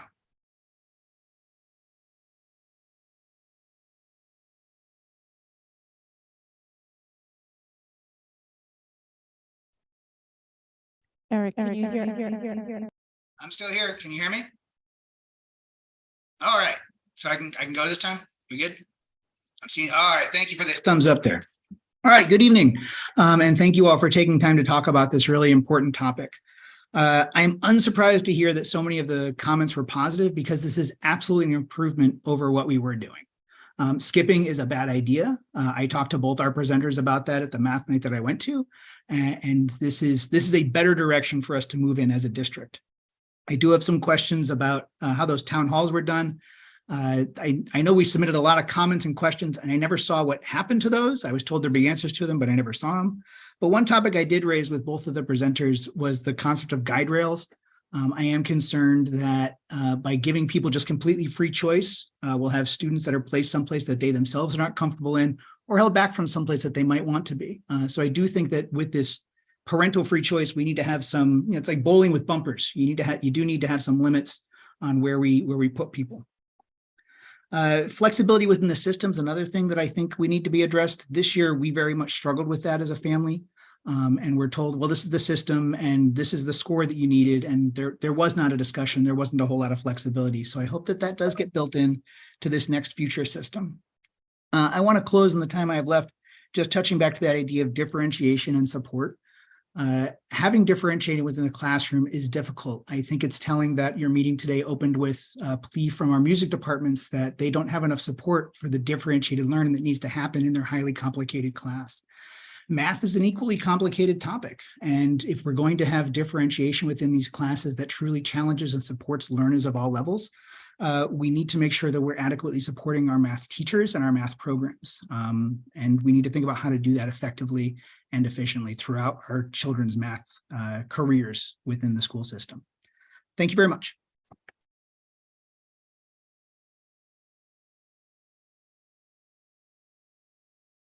I don't see any more. I don't see any more hands raised. So we will now turn the time over to student trustee Valdez. Oh, I'm closing comment on the Zoom. We will now turn the time over to student trustee Valdez. Thank you very much. I just wanted to add a quick note for parents and others who may feel concerned about their student not being able to advance enough, that community college classes are still an option during the summer for many people, as well as additional summer programs. Community college classes are a great way to get advanced if the student feels that that is something that they desire, as well as the parents. They do offer excellent Algebra 1, Algebra 2, calculus classes for your students to also get advanced. So there also is that option in case parents are unaware of that. And professors are great, and honestly, the classes are quite great. So just throwing that out there in case people are unaware of that option as well. Thank you. Are there any other comments, or are we ready to make a motion? I know for me,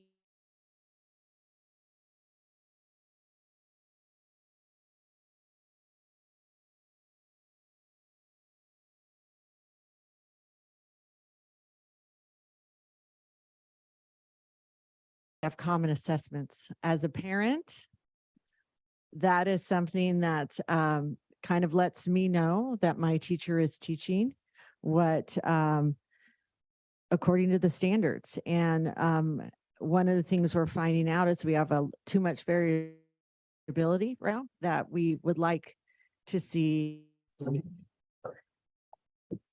decrease significantly. Because I believe that some of the gaps that we're seeing is not only from the skipping, but is maybe also from the instruction. And that causes the adults in the room to take a hard look and see what we can do better. Motion to approve. Second, Rotterman. We have a motion and a second. Is there any further discussion? Okay, all in favor, please say aye. Aye. Any opposed? Student trustee Valdez? Aye. That passes 6-0 with student trustee Valdez also voting yes. I don't know why people are acting surprised. We knew that was coming.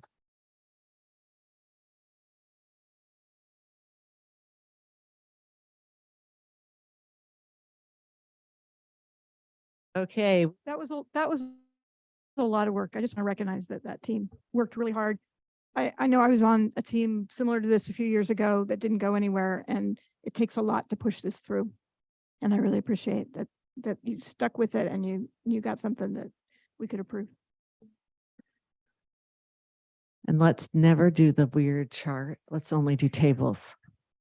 That just confuses everyone.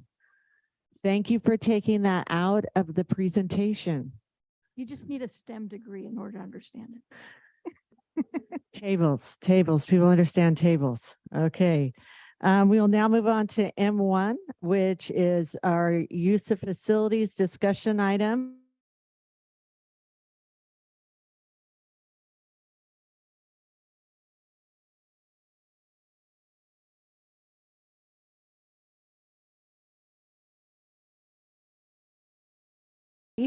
We are seeing a lot of you these days. And you'll see more. Oh, we love it. On. Are you? No? Okay. Good evening, everyone. As most of you know, I'm Michelle Healy, the Director of Facility Development and Planning for Santa Clara School District. And tonight we're going to be reviewing our use of facilities data. And that is basically the current data and current fees that we have and the comparisons of that with each of our nearby users, cities, and school districts. Our use of facilities are regulated by the Civic Center Act, and that is what governs all use of facilities for the state of California. This presentation has a lot of calculation in it, and it has a lot of numbers. And this slide is the foundation of where we came up with those numbers.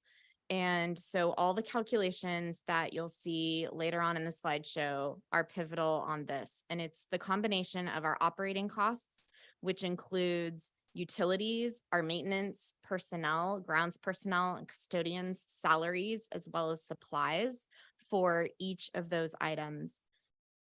The administration cost of what it takes, the time it takes our school site secretaries to approve reservations, coordinate custodial use for the reservations, as well as some additional administration time from my office, and property insurance on all of our buildings and facilities. And then the third section is the capital cost, and that is the replacement cost of our facilities and what that'll cost when we have to replace them. And those costs were calculated by using actual construction costs from the Agnew, Huerta, and McDonald campus. So in the future, when you see a swimming pool, we took the actual cost of building the McDonald swimming pool and added that in and used that as a cost for replacement of our pools for the future. Using those three items above on the previous slide, the operating cost, admin costs, and capital costs, and then we divide that by the total square footage of our facilities, and that gets us to a facility square foot cost. Taking that number and then timesing it and multiplying it by the average square foot per facility. So average square footage of our practice fields, average square footage of our pools, average square footage of our large gyms, small gyms, and then dividing that by the total usable hours for that facility. So that usually we use 2,000 hours. That's kind of the standard usage of a building, a field, and that did vary a little bit on some of the facilities, but for the most part, that bottom number is the total usable hours is 2,000. This slide shows what it costs us to maintain our facilities. So this slide is color coded, and those color codings will be used throughout the presentation. So all permanent buildings are going to be shown in purple. Pools are blue, artificial turf fields are darker green, grass fields are the lighter green, and that's probably the biggest difference that you'll see. This slide shows how much it's costing us to maintain and repair each of those facilities on an annual basis. And this came out of the budget from 22-23. So this is last fiscal year's budget, and it's divided out into maintenance and repair, operational, and then the fourth column over with the numbers is the replacement cost, that capital facilities cost to replace it. And at the end, we get a cost per gross square foot annually of what it costs us to maintain and operate our buildings and our facilities. A reminder of the user groups, because the rest of the presentation does get divided between the different user groups. Group 1 is our schools and PTAs. Group 1.5 is youth organizations that hopefully starting next year, we will have them approved by the board yearly. But this is our little leagues and our youth soccer and some youth football leagues that currently pay $0 for use of our facilities. Group 2 is any other youth organizations that are not in group 1.5, but have a minimum of 80% of our students within their groups. And then group 3 is less than 80%, and group 4 is any group with adults. This slide and the next two slides after this will be repeated for the different facilities throughout the next 9 slides in the presentation. So this goes back to the hours of facility usage per group. So you can see that this slide is building, so it's purple. It has the large gyms, small gyms, multi-purposes, and how many hours each of those groups used between July 1st, 2022 and June 30th, 2023. Using those total hours rented, we then added in a second column that says how much money and revenue we received for each of those rentals. And that's the second column. The third column is the direct cost, and that is the maintenance, replacement, including the operational cost. So operational, admin, and the capital cost of replacement. And that's how much hourly, if you combine everything, how much each of those facilities cost us to maintain for the rented hours. So if I take the large gym, it was rented 2,600 hours. we received $186,000, but it costs the district $531,000 to maintain it and have money to be able to replace it in the future based on the hours that we rented. And this is going to be typical for the next slides that you'll see. The second slide is the only difference on this slide is that third column on direct cost. So this is the operating and administration costs only. So this shows what it costs the district for personnel. So this is the grounds department, this is the custodial department, and this is anything that it's people and what we're paying our people and the supplies it takes. This does not include the replacement costs. So that's the difference between the previous slide and this slide. The previous slide includes the replacement cost for those facilities, and this slide includes the personnel cost only. Moving on to the fields, the dark green is artificial turf and the lighter green are the grass fields that we have on our sites. So because we only installed our artificial turf fields at our high schools a few years ago, we haven't really released them out and they're not rented out very often. Agnew and Huerta only started renting out their fields July 1st of this year. So none of those rentals would be included in this. And so you can see we don't rent out our fields very often for artificial turf fields, but our practice fields, which is mostly used by the group 1.5, those are heavily used. 10,000 hours for practice fields, and the baseball, softball fields was 19,000 hours. And that's just in one school year. The next slide shows those combined hours and then what our direct cost of maintaining those facilities is with replacement. You see a lot of red on there. So that's the difference between the facility money that we receive and what the district direct cost is. We move to the next slide. It's looking at the personnel and maintenance costs only. And so those red numbers decrease a little bit, but they're definitely still there. This slide goes to the tracks, hard courts, and pools. The tennis courts we don't rent out our tennis courts very often, mostly last year, especially because Wilcox tennis courts are down. And so they've been using the Peterson tennis courts, and they've also been using the Booksir tennis courts. However, the Booksir tennis courts, if we don't rent them, the city of Santa Clara rents them. So we don't see any money coming in from those tennis courts because that's the agreement with the city of Santa Clara. Once again, same slide, just different numbers. This slide includes the direct cost, including the capital costs, and then the direct cost of operating and admin only. The next couple slides I'm gonna move through quickly because you have them in front of you, but it's the comparison of all of our facilities and the local school districts around us. The year in parentheses is when they last updated their use of facilities fees. So you can see some of them are older. Eastside Union hasn't updated theirs since 2018, but some of them did it last year. The city of Santa Clara did it last year. And I know that the city of Santa Clara is also looking at their fees again. So whether those fees go up or down, we don't know, but they're going to be going back to city council in the spring of potentially changing their fees for starting July 1st again. So these slides are also color coded again. The purple is the main buildings, and then moving on to the turf, grass fields, and stadiums, the track, and then the baseball, softball fields. What's interesting about this is some of them we are charging per day. And when we propose new fees, we're looking to charge hourly so that we get more in line with the rest of the districts. And same thing, parking lots, hard courts, and pools. So lots of detailed information.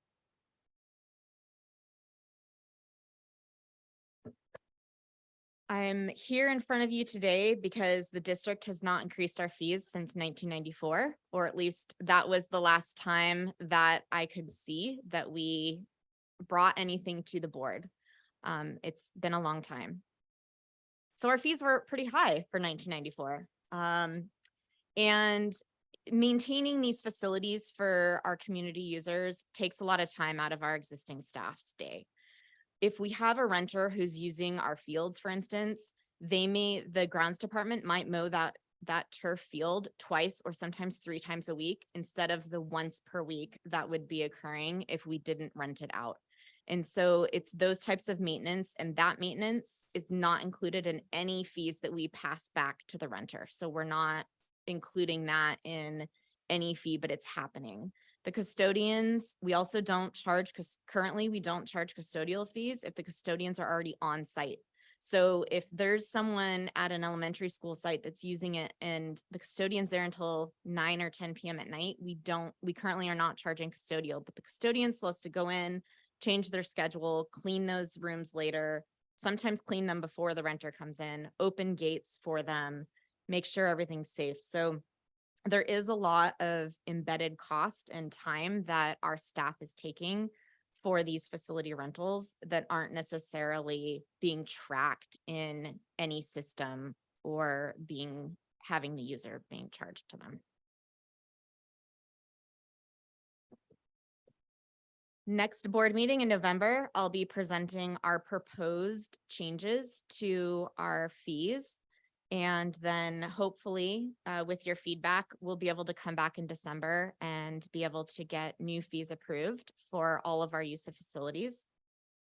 We have already reached out to all of our 1.5 group users, and let them know that there is a potential that the board will approve them being charged fees, since currently they do not pay anything. And overall, they've said, yes, we've been expecting this and we can cover it within our budgets. So I think that was a good sign for us, and that they're willing to work with us. They say that they know that facilities are expensive, and they're just grateful to have places to be able to have their participants play and use. And so we've already started that outreach to them. And then our idea would be that all of the new fees would start June 1st, 2024. And that would be when we would open up reservations in March of 24 for starting reservations in June. I know that was a lot of super detailed information. And I'm assuming most of you saw it already, I'm hoping, because it was quite detailed, but I'm here to answer any questions. Thank you. First, we're going to go out to Mr. Shield, and then I will let the board members ask questions. If we have any members from the public, we'll go out to the public after the board comments for one round. So Mr. Shield. I just wanted to provide a little bit of clarification in regards to what Ms. Healy said. Part of the reason why we showed those several different graphs showing it operating costs and then also including the replacement cost is because we know as facilities get used more, you will need to potentially replace sooner. And so recognizing that there is a corresponding cost that as you use your facilities, the useful life depreciates quicker. So we wanted to show the prorated portion of that. But the other reason why we wanted to show that is because our fees have last been updated in 1994. We also wanted to illustrate that in many of those areas, the revenue that we are collecting is not covering just the basic personnel costs, which means the district's general fund is subsidizing those costs. And so we wanted to be able to show, that's why we showed it both with and without those individual costs, to show and illustrate to the trustees that revenue is not covering just current year costs. Forget about the future year costs that we would have to do for replacement as well. So that's the reason for the two different charts. Thank you so much. We will now go to the trustees for any comments or questions. Does anyone have any clarifying questions? Trustee Ratterman? Yeah, I do. I got a little lost in some of the jargon on the operating costs and, when I look at the slides. Oh, by the way, first off, thank you so much for putting this on the agenda. Thank you for all the work you've done. This is fantastic. I really appreciate having an opportunity to talk about it. But when we look at these costs, I get a little lost, and I apologize for that. So what I wanted to ask is under the chart that says actual yearly cost to operate, which I believe is slide 6. it talks about the maintenance and repair costs, which I see at the top is probably one of the operational cost functions. Then it talks about operational costs. And part of that I see may be, well, what you called administrative cost at the beginning. So what is in this operational cost? There's $17,886 in that category. What is that comprised of? Yeah, so you're right. That is insurance. That is, a lot of it's insurance and some of it is the time staff is taking to do those items. But it also, so you're right, I should have aligned those a little bit better. It also is the staff time. So it's the salaries of grounds and custodial and maintenance that are in the operational line versus the maintenance and repair. And that's solely kind of the maintenance budget, supplies, and all of that. So I should have done a better job of aligning that. I will say that the total operating column, the third column, that is what we used to calculate the district cost for operations and admin. So that was the number that we used. And then when we did the district cost of total, including capital facilities, that was the second line on that slide. The column that says total facility. Okay, so I mean, you've got, by the way, I like this, it sounds like I'm in Congress. I like to reclaim my time. Sorry, and thank you for doing it. The administrative cost, you know, I took this pretty literally and looked at it and said, well, okay, if it's really 17 million less whatever the insurance costs are, and I don't know what those are, I'd love to know that number.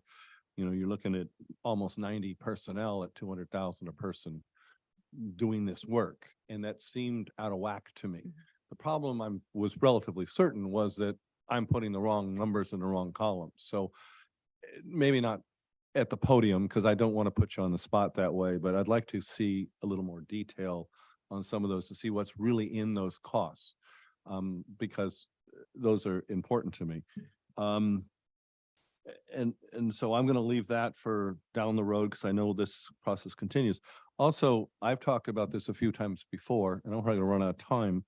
But on the user groups, I'm very concerned about the fact that we've relegated the all adults to the very highest cost group. You know, this district, we used to brag about being womb to tomb. Okay, we have an adult education department through Ed Options. And so automatically putting them in the highest cost recovery, because our constituents that paid for most of this work through bond measures, et cetera, are, you know, a lot of them, I'd be willing to bet all the ones paying it are adults. And so the question is, what value do we get? After we take care of our primary educational responsibility to the youth, what about the secondary responsibility to adults? And then furthermore, what about the community responsibility to the people who are footing the bill? I'm out of time, so I'll try another bite at the apple later. Thanks. Okay, anyone other comments? Because I could go. And I do just want to say that that operational cost includes utilities. So that's a huge portion of that cost is utilities. Good. Well, I'm hoping to see that, Mark, I'm sure, or one of you will get that data to me. Thank you. Trustee Muirhead. Well, I appreciate all the, I know there's tons of work that goes into figuring out all these numbers. And you must have done a lot of work because there's a lot of numbers here. And I appreciate that. But I think the point of this is to adjust our fees. And I'm wondering, we've got both what it costs us, and then we also have all these comparisons to other districts. And I know we've had people come and plead their case to us in the past year or two about adding more fees and pricing out some really cool programs for our kids because they can't afford it. And so I'm wondering what your thought process is on how to come up with the new fees looking at both our costs and the comps to other districts. What's your thoughts about where you're going to go with this? So we have taken an approach of saying that it's going to be a certain percentage of our overall direct cost. So we're saying that we think it's going to be X amount of our direct cost for each of these facilities, and that's how we're coming up with our proposed fees. Right now, a lot of the criticism is coming from an extra maintenance fee that we added on that is going back into our, almost like our renovation fee. And that was really because we really weren't covering our costs within the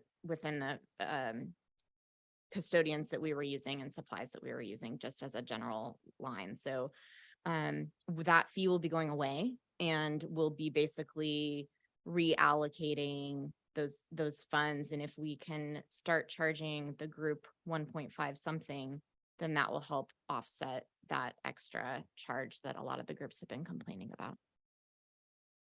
So you're saying you're a percent of the direct costs of just the operating and the admin, not the replacement costs? It'll be a percentage of the whole thing, including replacement cost. Okay, so we'll at least cover our current costs Yes. and then cover a portion of Well, our a replacement. portion of our current costs. I would say each of the groups will be proposing that each of the groups are a certain percentage. So whatever that ends up being, I don't want to spoil my thunder for the next meeting, but I mean, I think it'll be a portion of it. Mark? I think what you'll see at the next meeting when we bring our recommendation is some fees will increase, some fees will decrease. We're going to eliminate the additional fee that we've been getting a lot of complaints about and rolling that into the calculation as we move forward. We recognize that there are some of our facilities that have much higher operating costs than others, like the aquatics facilities. So it's doing detailed analysis on each one of those. And so you'll see some of those charts that you saw before where some will be increases and some will be decreases. And then there will be increases and decreases within the 5 different user groups as well. Proposed, I should say, recommended changes within each one of those as well. So we're trying to be very thoughtful in how we develop that recommendation as we bring it to the trustees for consideration at the next meeting. So I might suggest that, and I don't remember what the timeline said on here, but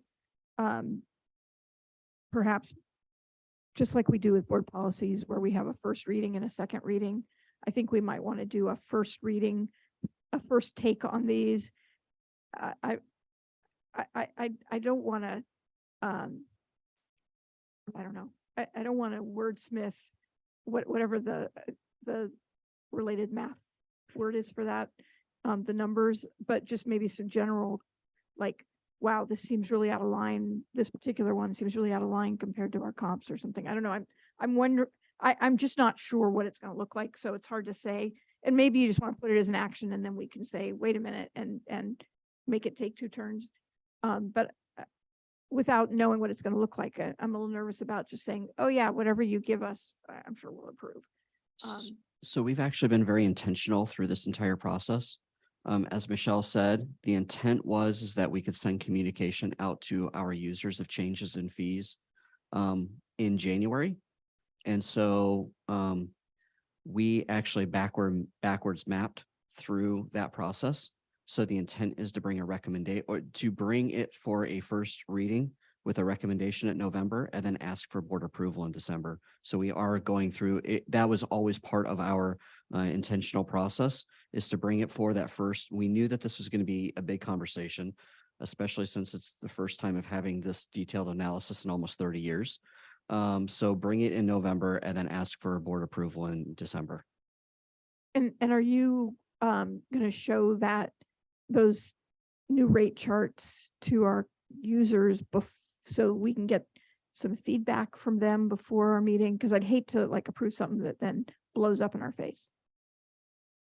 The group 1.5 has already seen it. So I will say that we haven't done a whole lot of outreach to the other groups, but our group 1.5, we felt that was the majority of our usage and they were the majority of the hours, and it would cause the greatest impact on them. And so we have been talking to them over the past, I would say, year about what the potential fees would be.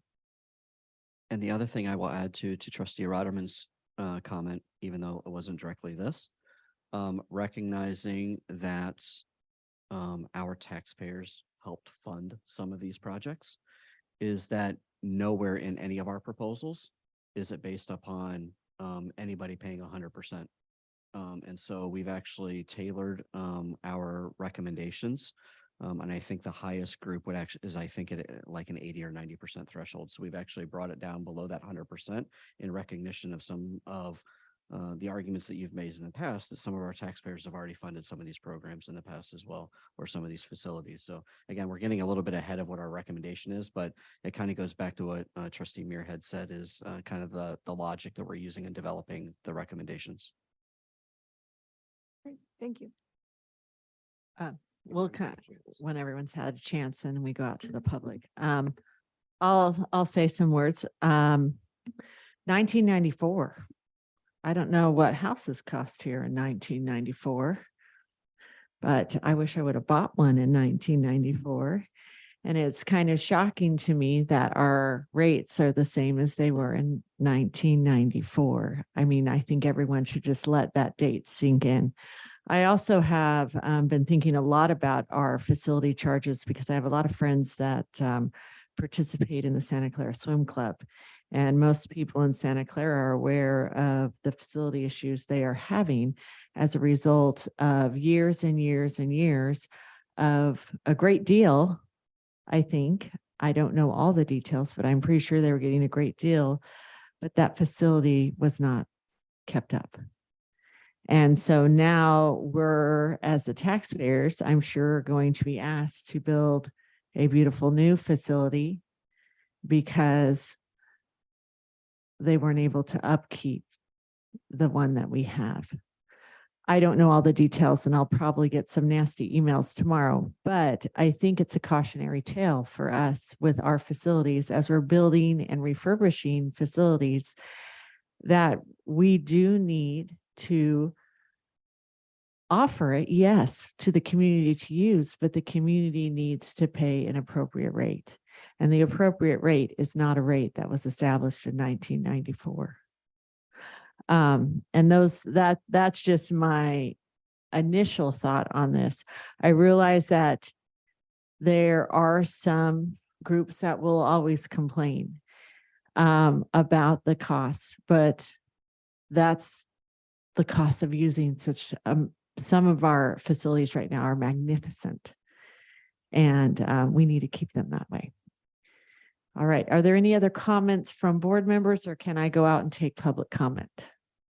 Some questions. I know, but we're gonna go. You said from board members. So. Okay. For the first round. Okay. Okay, we will now go out to public comment. I have one slip from Dorothy, and I cannot read your last name. Okay. Hello, I'm Dorothy Gio. I live at 716 Layton Court and have been very happy to feel the core values of continuous improvement in collaborative community. I look at schools as the heart of where I've lived because of raising kids. And I certainly know that that's true for our daughter. It's in the heart of where she's met people. And so I'm saying that after COVID, we have all suffered lack of community. And so this is not the time to raise the rates. It's the time to raise taxes. Because as a taxpayer, I believe a statement attributed to Justice Holmes, when I pay taxes, I buy civilization. And then a small point on math, since we've heard such a good presentation on math pathways, 2,000 hours. That's the amount of time that people work a 5-day week and they get good vacations. And so if you think about storms hitting buildings, that's all year long, 24 hours a day. But even if you think about rentable hours, maybe 8 to 8 every day of the week, which would end you up with 4,380 hours of maintenance in which you charge the people coming. But I'm saying, don't get into that kind of math. We know their costs, raise taxes, and be greater community support than we were in 1994. Any more comments in the room? Are there any comments on the Zoom on this agenda item? Okay, we'll close comments in the room and on the Zoom, and we will now go back to any other trustees who have comment. Trustee Ratterman. So actually, it was interesting that one of the members of the public brought up my first question, which was the 2,000 hours. So I wanted to know, is that 2,000 hours per what? Per year, Here. per year? Okay. And so, the schools themselves are used 8 hours a day or more, actually, probably more like 9 to 10 with actual school activities, which would put you at a higher number than 2,000. Plus the extracurricular activities that we want to charge for is additional hours. So in terms of the total usable hours for the facility, I think the 2,000 is a small number, and I think it's a number that miscues the total cost because you're dividing by that, so therefore it puts the cost quite a bit higher. So I'd like to understand the 2,000 hours a little bit better. That's a question that I had. The other question I really would love to see answered, and I don't know that you have the capacity to do this, is let's just do a mind experiment. Let's just say that we're going to no longer rent our facilities to anybody, period. We'll only use them for our own activities. What would the change in actual direct costs be? How much would that accrue, and how much additional depreciation on the facilities would we save? Now, that's a big calculation, and I recognize that. But I'm always a little skeptical of cost accounting because cost accounting has a habit of skewing things in a way that are not always intentional or always reflect the reality. So I think if we were to do that little mind experiment, how much this would actually cost, if we no longer did it, we'd certainly lose the revenue. But I think we would also find that our actual cost change is not as large, anywhere near as large as what is being put forward here in this presentation. So hopefully, because I'm going to run out of time again, and they probably don't want me to take a third bite at the apple. I would love to get the math behind this. If you've got this in a spreadsheet, I don't know whether it's you, but I know how to do Excel and quite a few other products like that. I'd love to see the details. Thanks. I don't see any other comments. Thank you so much. I am glad we're addressing this after nearly 30 years. So we will look forward to your next presentation. Everyone think about 1994. Woo. Okay, next we have M2, our 2023-2024 annual enrollment report. This should be interesting.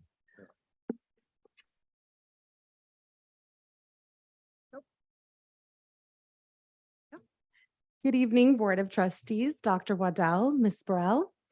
Myself and Dr. Carrillo will be presenting the annual enrollment report this evening.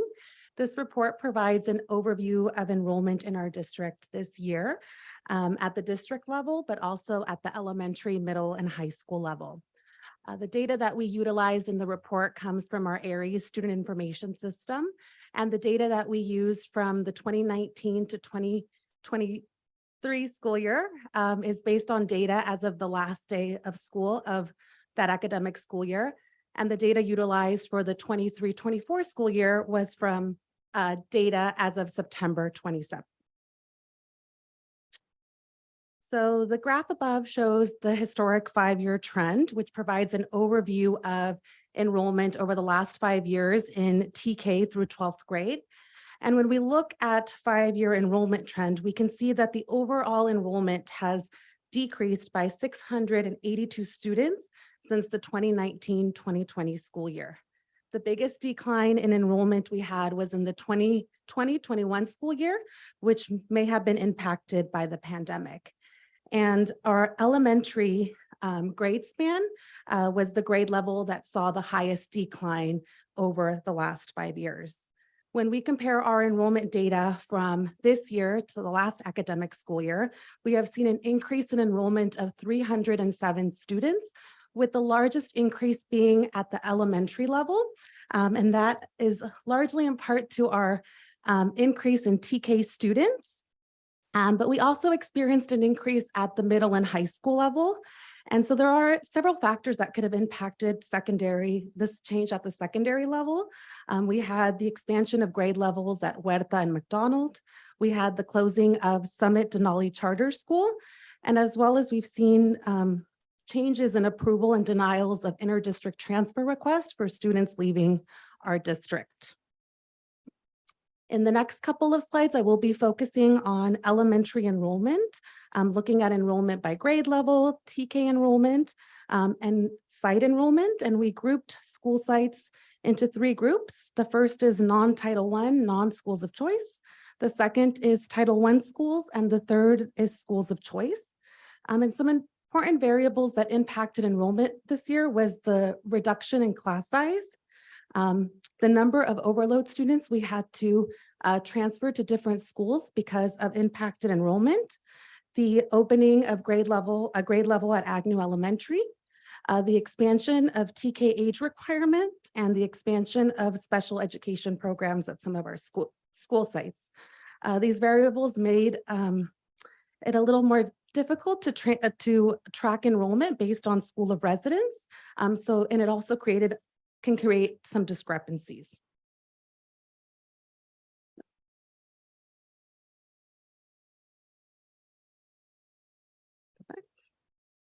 Sorry. So since the 21-22 school year, we see that elementary enrollment has seen a slight increase. And from last year to this year, the biggest increase was at the TK grade level, and the highest decline was at the kindergarten level. Additionally, we saw an increase in the first grade and fourth grade level. And this is a trend that we have not seen in our historically. So this is the first time it happens in the last 11 years. And so we talked about how TK has increased since the 22-23 school year, and 2 variables that have impacted TK enrollment are that in 2022-2023 school year, Santa Clara Unified moved from a half-day program to a modified full-day program. So we expanded our hours. And then in 2022-2023, the state also expanded the age requirements for TK enrollment, which we will continue to see an increase as they roll out this expansion. And so by the 25-26 school year, all 4-year-olds will be eligible for TK. Additionally, this year, students who are eligible for the Extended Learning Program Opportunity, ELOP, also are eligible for a 9-hour day. And so we see that this may have also positively impacted students participating in transitional kindergarten.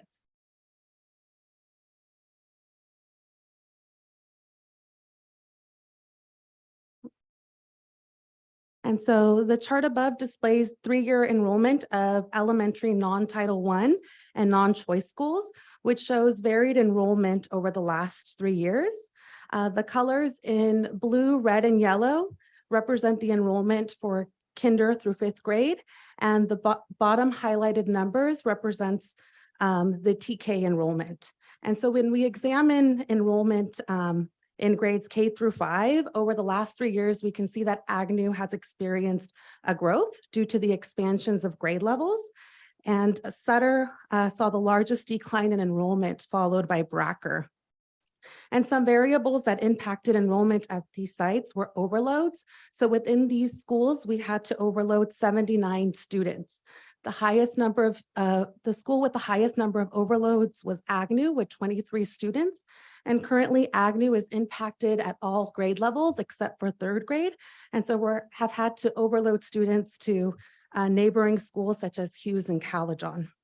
And then the opening of TK classrooms. So this year we opened a TK classroom at Caledon, Central Park, and Ponderosa, as well as a second classroom at Laurelwood, which has positively impacted enrollment at these sites. And then on October 16th, we also, due to the increase of enrollment in TK, opened a TK program at Bracker Elementary. And so enrollment in Title I schools, we can see that there has been an overall decline in enrollment in grades K through 5 over the last 3 years. Since the 21-22 school year, in grades 3K through 5, Pomeroy has experienced less of a decline compared to our other Title I schools, and Scott Lane has experienced the greatest decline. For the 23-24 school year, Title I schools were also impacted by overloads. And then we also did open a new TK program at Hughes Elementary this year. And when we examine our school of choice data and independent study program, we see that enrollment at our schools of choice has increased over the last 3 years. Our enrollment at Wilson Independent Study Program decreased in the 22-23 school year, and we are not currently offering an independent study program at the elementary level. And then we also compared our enrollment at Scott Lane with our non-dual language immersion program compared to the dual language immersion program. And so we saw that the non-DLI at Scott Lane experienced a decline over the last 3 years. And we saw an increase in the DLI program at Scott Lane with the expansion of grade levels over the last 3 years.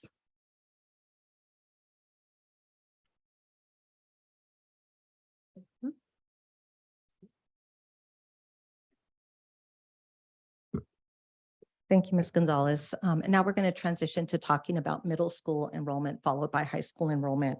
And similar to elementary school, there are 2 variables that impacted at the middle school level, which was also the reduction in class size and then the opening of Huerta. So you'll see how that plays out in the following slides. So middle school 3-year enrollment data shows that while overall middle school enrollment did see an increase, when we look at individual school enrollment, we saw a decline in enrollment, with the exception of Huerta. Huerta saw increased enrollment with the addition of 8th grade. And over the last 2 years, we've seen Huerta grow by an additional 412 students. The opening of Huerta did have an impact on the other middle school sites. We saw that Calajon has experienced a significant decrease in enrollment, as well as Buxer and Peterson. When we examine enrollment trends for 5th grade transitioning into 6th grade for last year, there was an increase, a slight increase of 1.2%. And as Ms. Gonzalez mentioned earlier, this is the only time that we've seen this increase over the last 11 years. In the previous 3, 5, and 10-year trend data, we've actually shown a decline. When we look at our alternative school 3-year data here, we can see that our schools show lower enrollment for this year compared to last year. However, these programs do tend to see an increase as the school year progresses. And so we would anticipate that that would be the case this year as well. So now moving into high school enrollment, again, the class size reduction and the opening of McDonald School did have an impact on our high schools as well. And so I'll talk a little bit about that as we move forward with the high school data. So similar to middle school, overall high school enrollment saw an increase. However, our individual enrollment at sites saw a decline, again, with the exception of McDonald, which is our new school, which added 10th grade this year. The opening of McDonald for this year impacted enrollment at both Wilcox and Santa Clara due to the change in boundaries.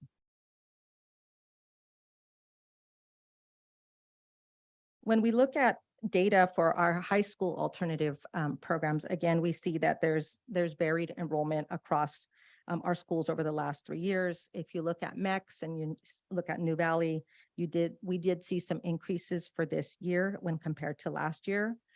Wilson High School, as well as Community Day, we anticipate that they will see an increase again over the course of this year. And I also want to return to the comment that Ms. Gonzalez made earlier that the data for past years was on a full school year, whereas the data that we pulled for now is based in September data. So we would anticipate seeing some changes there. So as mentioned throughout this presentation, there were some variables which impacted enrollment for this school year. The first, Ms. Gonzalez has already talked about, and that's the expansion of TK age requirements over the last 2 years. And that meant that more students were eligible to attend our schools. And we certainly expect that we would see a continued increase as those grade expansions or age requirements, excuse me, continue to expand. With respect to open enrollment, we have been able to date to place about 68% of students who are on the open enrollment wait list, which is comparable to the number or the percentage that we were able to place last year. I think the difference this year is there were certain sites that we were not able to place any students at. For example, Agnew had a wait list of 20 students that wanted to attend based on open enrollment, and we were not able to accommodate at that particular school. And then finally, Ms. Gonzalez also talked about their overloads. This year, we saw an increase of about 35% in the number of students that had to be overloaded to other schools, again, based on the class size reduction. So in summary, we have seen a slight increase in enrollment since the 21-22 school year. So that's positive. Some of the factors which impacted enrollment overall, again, were the class size reductions, as well as the expansion of TK age requirements mentioned already, and then the additional grade levels that were added at Agnew, Huerta, as well as at McDonald. And certainly these are variables that our cross-departmental enrollment team is monitoring very closely. We continue to meet on a regular basis, and we will continue to do that moving forward, knowing that these enrollment trends have implications for staffing, for facilities, as well as other resources. So with that, Ms. Gonzalez and I are happy to take any questions. Thank you so much for this report. It's a lot to digest. There's a lot of good detail in there. Are there any comments from board members? I do. Okay, Trustee Gonzalez, sorry. Thank you for the report, and it's really informative. As far as so we had 967 open enrollment offers and 68%.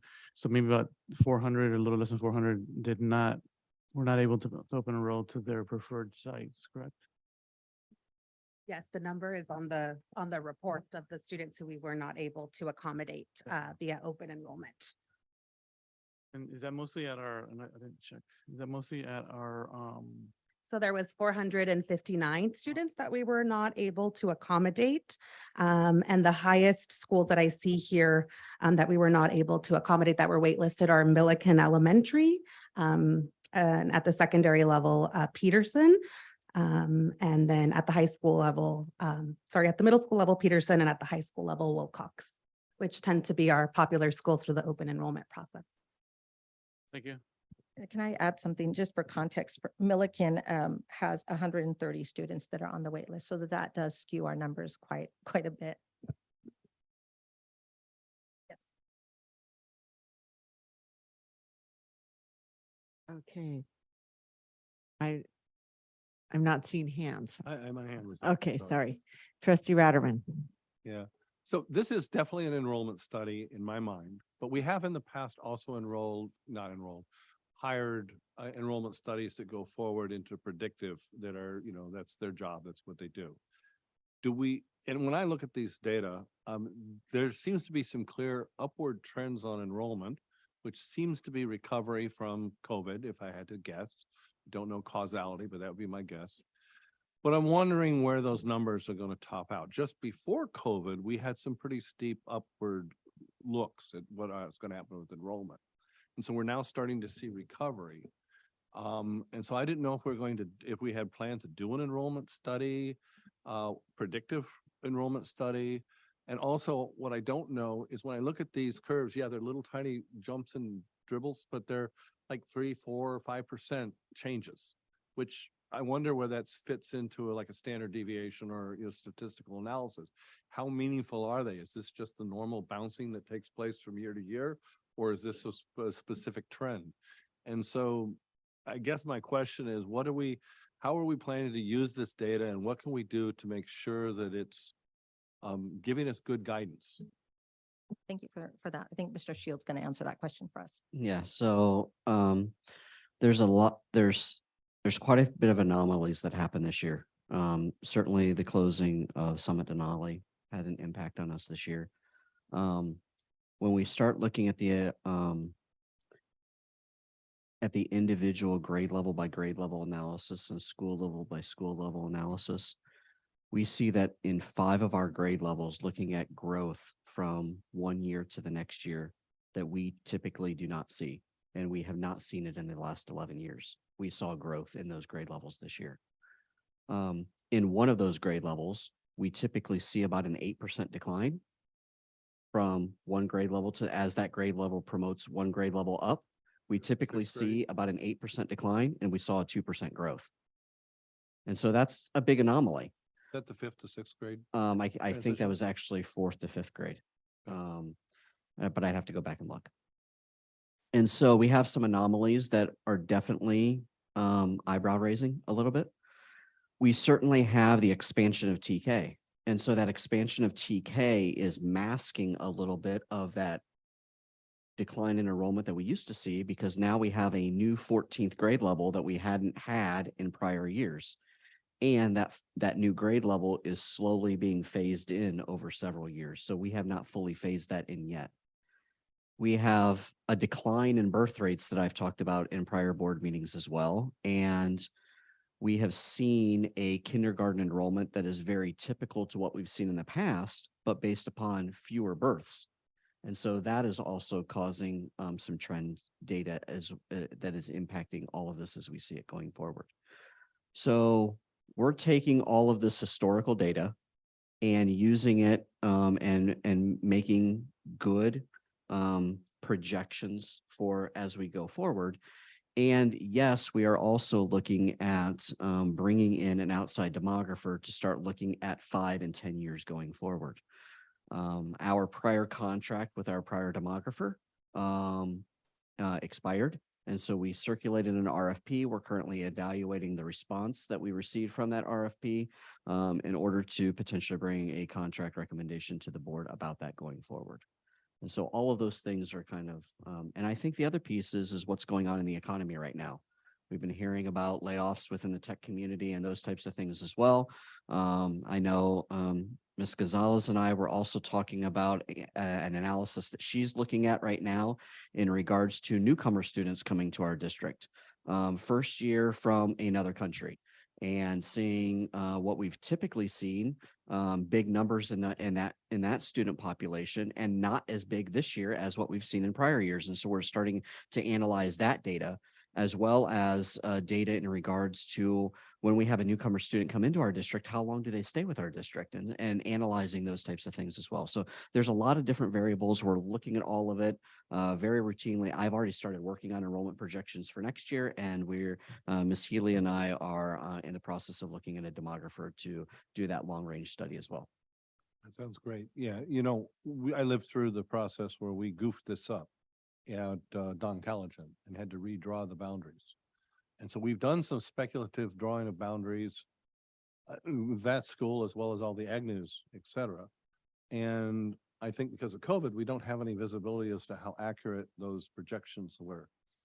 But when you can avoid changing a boundary urgently, you've got time to phase it in, it's not too traumatic. But when you have to do it like that, then it's very unpleasant.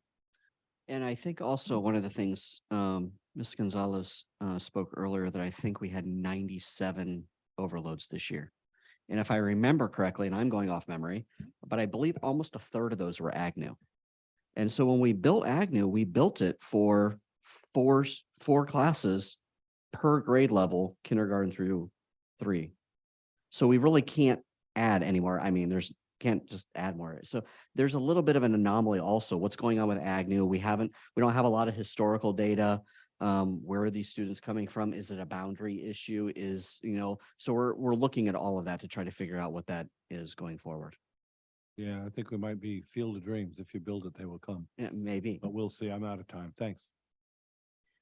Okay, I'm going to communicate because I've had some thoughts about our boundaries, because one of the things that you see when you look at our schools is that some of them are experiencing growth and others are not.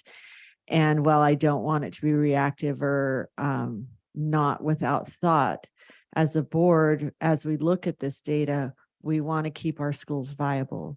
And so we need to keep in touch and possibly look at, do we need to change some of the boundaries of especially our elementary schools that are maybe bordering Agnew, to see how we can keep all of our schools viable and use those communities and keep those communities together. And so I don't think that's the discussion for tonight, but I do think that could be a future discussion that we have. The concern, though, that I think stood out to me most in this presentation is Don Calijon middle grades, because I don't know how to help those middle grades increase. And I think it's very difficult to have a middle school with only, I believe, 180 students. And so I was just wondering if you had some thoughts on that you would like to share. Yeah, so I will share that this has been a discussion at our cross-departmental enrollment meeting when we talk about enrollment at our middle school and how Don Calijon has become, the enrollment has significantly dropped. I don't think we've gone very extensive into really deep into Don Calijon, but I know that we will prioritize that moving forward. I would add to that the team at Don Calijon has been undertaking a design process to think about how they might develop a new identity.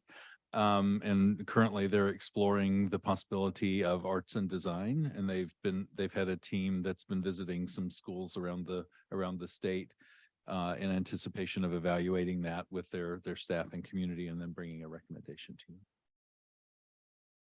Thank you, because I do see when I see this presentation, that's the urgent issue that I see that we need to look at this year. Like, I think we need to watch the enrollment in our schools and kind of see what next year tells us. But I am very concerned that we do something to help that school increase its enrollment, because I don't know how you can provide the courses and everything the other middle schools have with only 180 students. Are there any board members who would like to comment? Trustee Muirhead. So again, lots of good information in here. And I wanted to ask a question about one specific area. It's not to say that the rest of it isn't important, because it is really good for us to be seeing all these numbers and what enrollment is doing. But I wanted to specifically look at the open enrollment summary that's in the report. It's on page 20 and 21.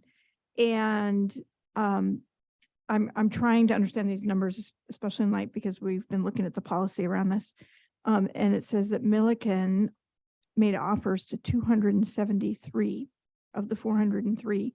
And I'm trying to figure out what that 273 represents, because that's more than just the incoming kindergarten class, right? Are there that many openings in upper grades? I always thought that school was pretty consistent, and that once the kids got in, that it was pretty stable. So what does that 273 students mean? So that is K through 5. And Mr. Moss will say that Milliken Elementary in the last 2 years has had a lot of movement within K through 5 with students moving out of the district. And so as soon as, for example, last week we had families who left Milliken Elementary, we call the next person on the wait list to get them in to fill those seats. So that 200 number is the K through 5 number. And we do also have students who apply for Milliken Elementary at the kindergarten level, and we they decide that they don't want to go to Milliken for kindergarten. So we continuously move down that open enrollment wait list. So not all of these students necessarily are attending Milliken, Got it. but we did send those offers to those students. So if you offered it to a kindergarten student and they turned it down, they're going to count in this 270. Correct, because we made an offer, yes. Got it. And do you also have any idea of the students that are leaving Milliken? Is it because they're leaving the area? Are they moving to another one of our district schools? Do you know what's? I would say about most that? of them are leaving the area. Okay. More than at other schools, or does it seem kind of? Well, I think it's because at Milliken, so our other schools are neighborhood schools and they get enrollment of students that live within that neighborhood. And Milliken, it's a choice school. So we're constantly pulling from the open enrollment wait list at Milliken Elementary. Okay, and I imagine that it's similar with Washington Open's number, that's not just the number of kids who got enrolled, but it's the number of kids who applied that you And received offered. an offer, yes. Okay. And it's still possible for a student to be on two of these wait lists. Correct. Not Washington and Milliken, but maybe Milliken and something else, based on where they put in their enrollment application. Correct. Right? Mhm. Okay, thank you. Any other comments from board members? So the Caledon one is an interesting one. I'd like to see a different kind of response back on that. You know, it's the only K-8 school we have. And originally we had two enrollment areas for it. One was larger to accommodate the population there, so they didn't have to go all the way over to Peterson or somewhere else. And so the question becomes, and we had groups from Rivermark and that area coming in on a constant basis, telling us there were too many kids in the school, it was too big, it wasn't able to fulfill its function, and complaining about it. So now it's dropped down, and I don't know, I mean, if you look at the number of kids in the middle school, you're looking at about 3 classes of 60, I think. 181 divided by 3 is 60 per class. So that's 3 classrooms, well, maybe 2 classrooms, depending on the subjects. And then I also looked, and at that rate, you'd have almost 900 kids in the school. But then if I see your chart right, you only have 342 in the K elementary. But that might be because that chart is looking at social economics. I couldn't quite figure out what you meant by the title there. But if that were in the case, the total enrollment in school would be down around 529, which I know is not acceptable. I mean, that would be a little large for an elementary, but tiny for a K-8. So I'd like to see how that pedagogy is working, how what the program there is trying to accomplish. Are we in the right area, et cetera? So I'd like to treat that a little differently than we're doing some of the other schools, just in the analysis side of it, to understand, you know, is this a problem? Do we need to do something about it? Or is this okay? Is this what we were looking for? So that's my 2 cents worth. Thank you, trustee Lieberman. Thank you. So enrollment used to be site by site, and then we've centralized it. And is there, how do you interact with sites? Is there a feedback loop that you have with sites and teachers that they can provide input in terms of how the wait list is monitored, how you add and move kids around? Or is it it just happens through the enrollment center? How do you get feedback from sites and site administrators and teachers? Yeah, so we present at the elementary and secondary principals meetings and receive feedback from there, as well as within our cross-departmental team. When we're talking about open enrollment, we oftentimes invite site administrators to come in. This year we met with our middle and high school, but with the centralization of enrollment came a lot of organization. And so every school site has access to their live open enrollment list. And so the principal, the secretary, and clerk all have access to those lists. And whenever we move a student, before we even move a student, there's a conversation with the site administrator that we're going to move and offer a placement to a student on open enrollment. So we do have that communication. And then when we were looking at our open enrollment policy, we received feedback. We created a group who really looked at the policy to really understand the needs of our school sites. If I could add to that, not to speak for her, but UTSC President Waisaki has raised the suggestion of a survey or creating some mechanism so that we can seek teacher input also into the impact of these changes on them. So we're exploring those. Yeah, I hope I captured that correctly. Thank you. Okay, any other comments from board members? I do have no slips from members of the public. Okay, go Jody. I was also curious about the Scott Lane numbers because the non-DLI program is dropping enrollment. The DLI is gaining because they've expanded the grade levels each year. So I imagine the growth that they're seeing is because of the growth in the grades. But I was sort of interested if you had any information about, are the DLI students coming from Scott Lane or are they coming from other schools?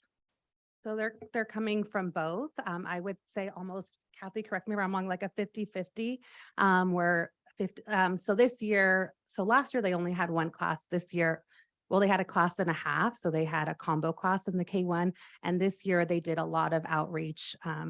Scott Lane did a lot of outreach to their community as well as hosted multiple parent information nights.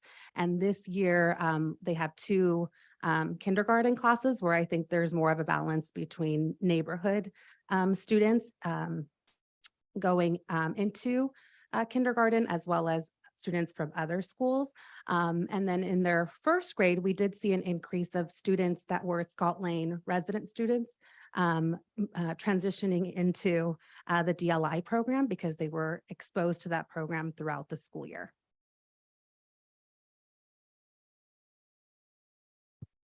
Okay, thank you so much for your presentation. Yeah. All right, we are moving on to item N.1, which is the first reading of board policy and board bylaw updates recommended by the policy committee. So I will turn it over without notice to Trustee Lieberman, since she is the chair of the board policy committee, to kind of maybe lead our discussion. Okay. So this is the first reading of the open enrollment process board policy. And a lot of the highlighted areas, what has been changed. It adds some clarification on open enrollment priority in terms of how the overload process works and also with regard to employee privilege. And other than that, I believe the policy is basically the same. I think it was mostly to clarify priority for open enrollment. Okay, any questions or discussion? Trustee Muirhead.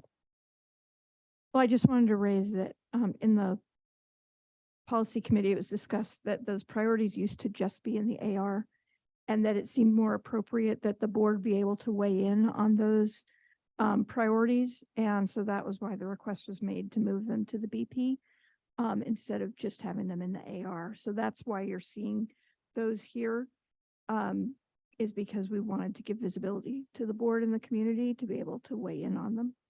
And there's also a couple of small changes. We've had a policy in the past about letting high school families who have students go through high school at one of our high schools get priority forever to get into that high school. And that's been changed so that only as long as you have a student at that high school does your family have priority of getting into that. So that was another change that was made. It matches what we do for elementary and middle schools better. Okay, any questions?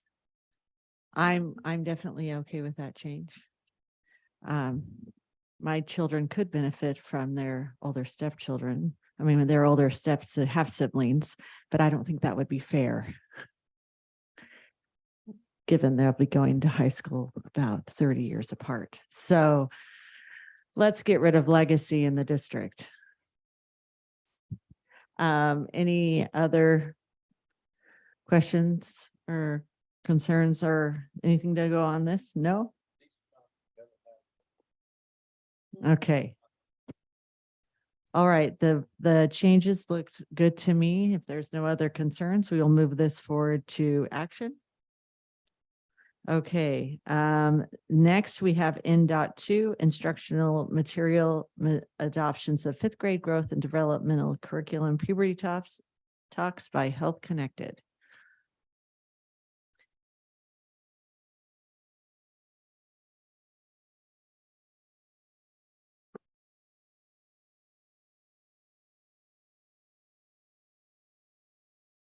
Hello, Miss Lori King.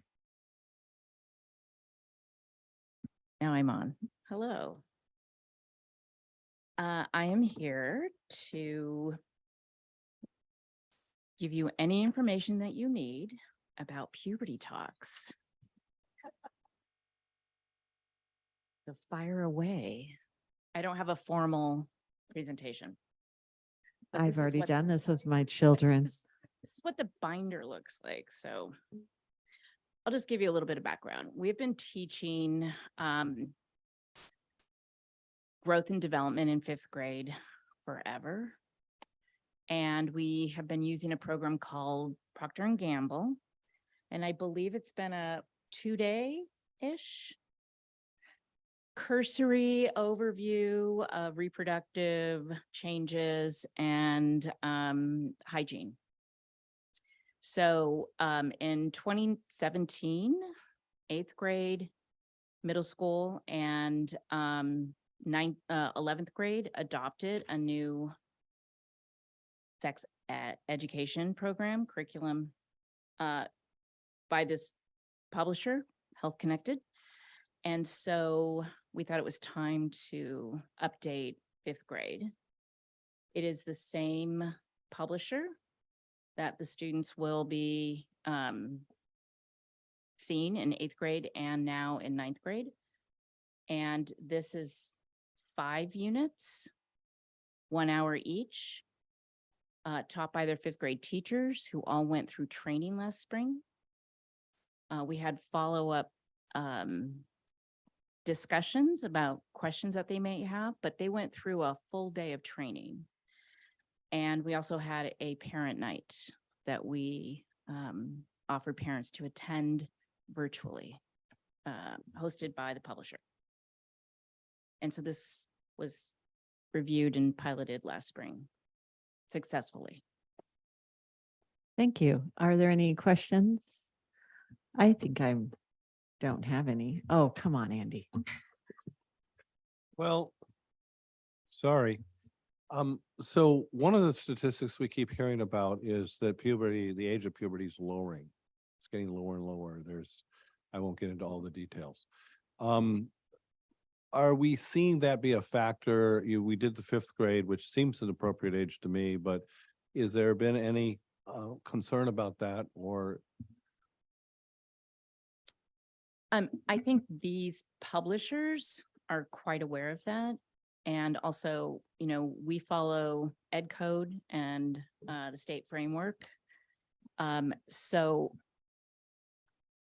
I think educating our adolescents, pre-adolescents to accommodate for perhaps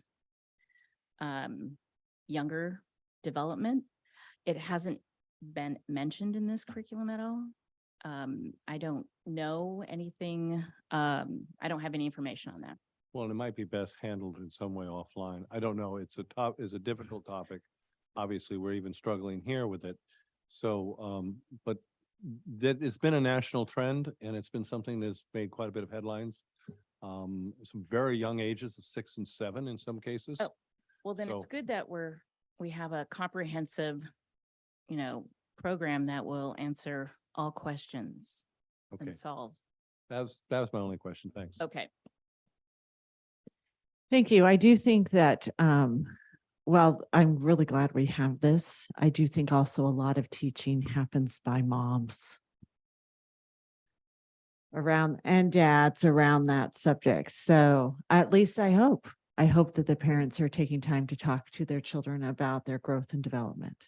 And this I see as kind of a supplemental help to them.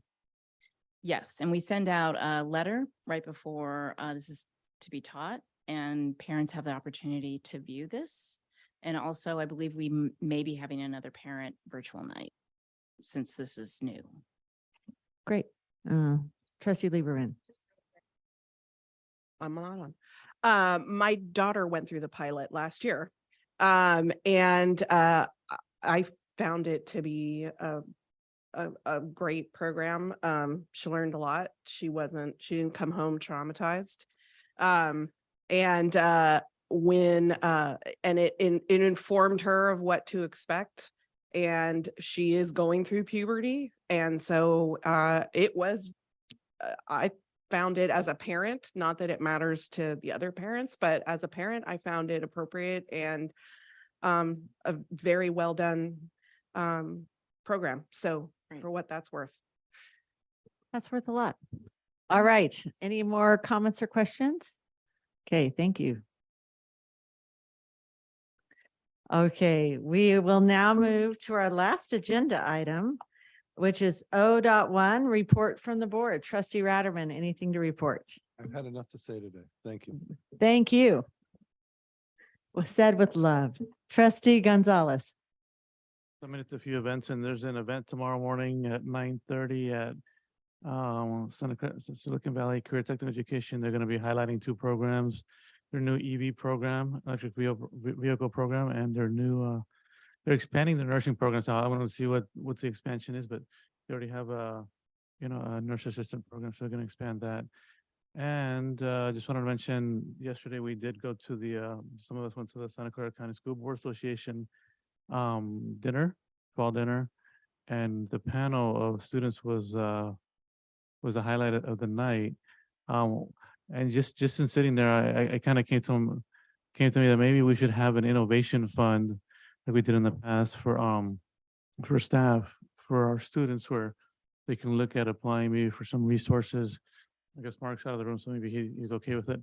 But where there's some money, some resources available for students, whether it's maybe entrepreneurial or some of the programs that we have in coding or maker spaces where they can reapply for certain funds. So maybe if you could take that, Mr. Valdez, Trustee Valdez, to the student senate and say, hey, we can advocate for something there.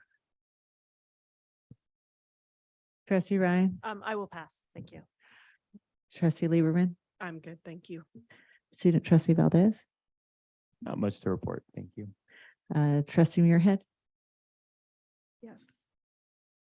So in my 9 years on the board, I've never missed a meeting except being sick.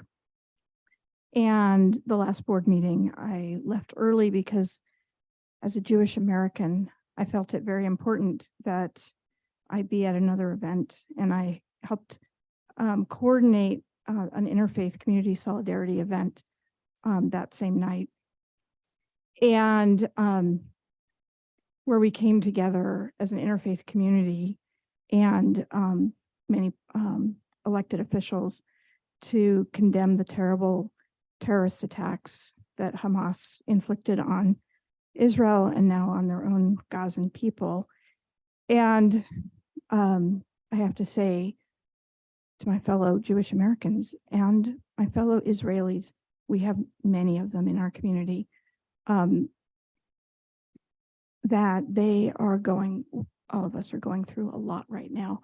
It's affected everyone. You either have a direct person that you know who's been affected, or a friend of a friend kind of thing, but everyone has been affected, and we're equally affected here in America. So you think that this is just going on halfway around the world, but there have been anti-Semitic events happening across the country, and including in the Bay Area over the last few weeks. And it's pretty shocking to think that it's happening close to home. But this is not just something that's happening across the world, but it's happening to our families and residents around the Bay Area and here. I hope it never happens in Santa Clara, but I know we need to be vigilant, to be on the lookout for it as an educational institution, that we are taking care of all of our kids, that we don't allow the bullying or anti-Semitic, I'll wind up, anti-Semitic or Islamophobic activities to happen in our schools. We need to be watching for them. They're not going to necessarily pounce out at us. We need to be keeping an eye out to make sure that all of our students in our district are safe, and that we are aware of what's going on in the world and how it's affecting our kids here, because it is. And we need to be very cognizant of what our local residents and our students are going through right now. Thank you, Trustee Muirhead. You were where you needed to be and the right place to be on that evening. And I think we all understood your desire to be here, but you're the necessity for you to be there. So thank you. The only thing, most of what I have participated in has been reported. I was able to go to a tour of Metro Ed. And it was so much fun. And Albert said earlier, they're having a big, huge ribbon cutting because they're going to be opening the electric vehicles program. And there was just a lot going on there. And one of the things I wished we could have added to our math pathways in a way were the math classes available through Metro Ed, which I realize we do, there are math credits through some of their programs. And so that is also a way that our students can get math, but it is, I understand it's not our pathway, but it is an opportunity that our students have.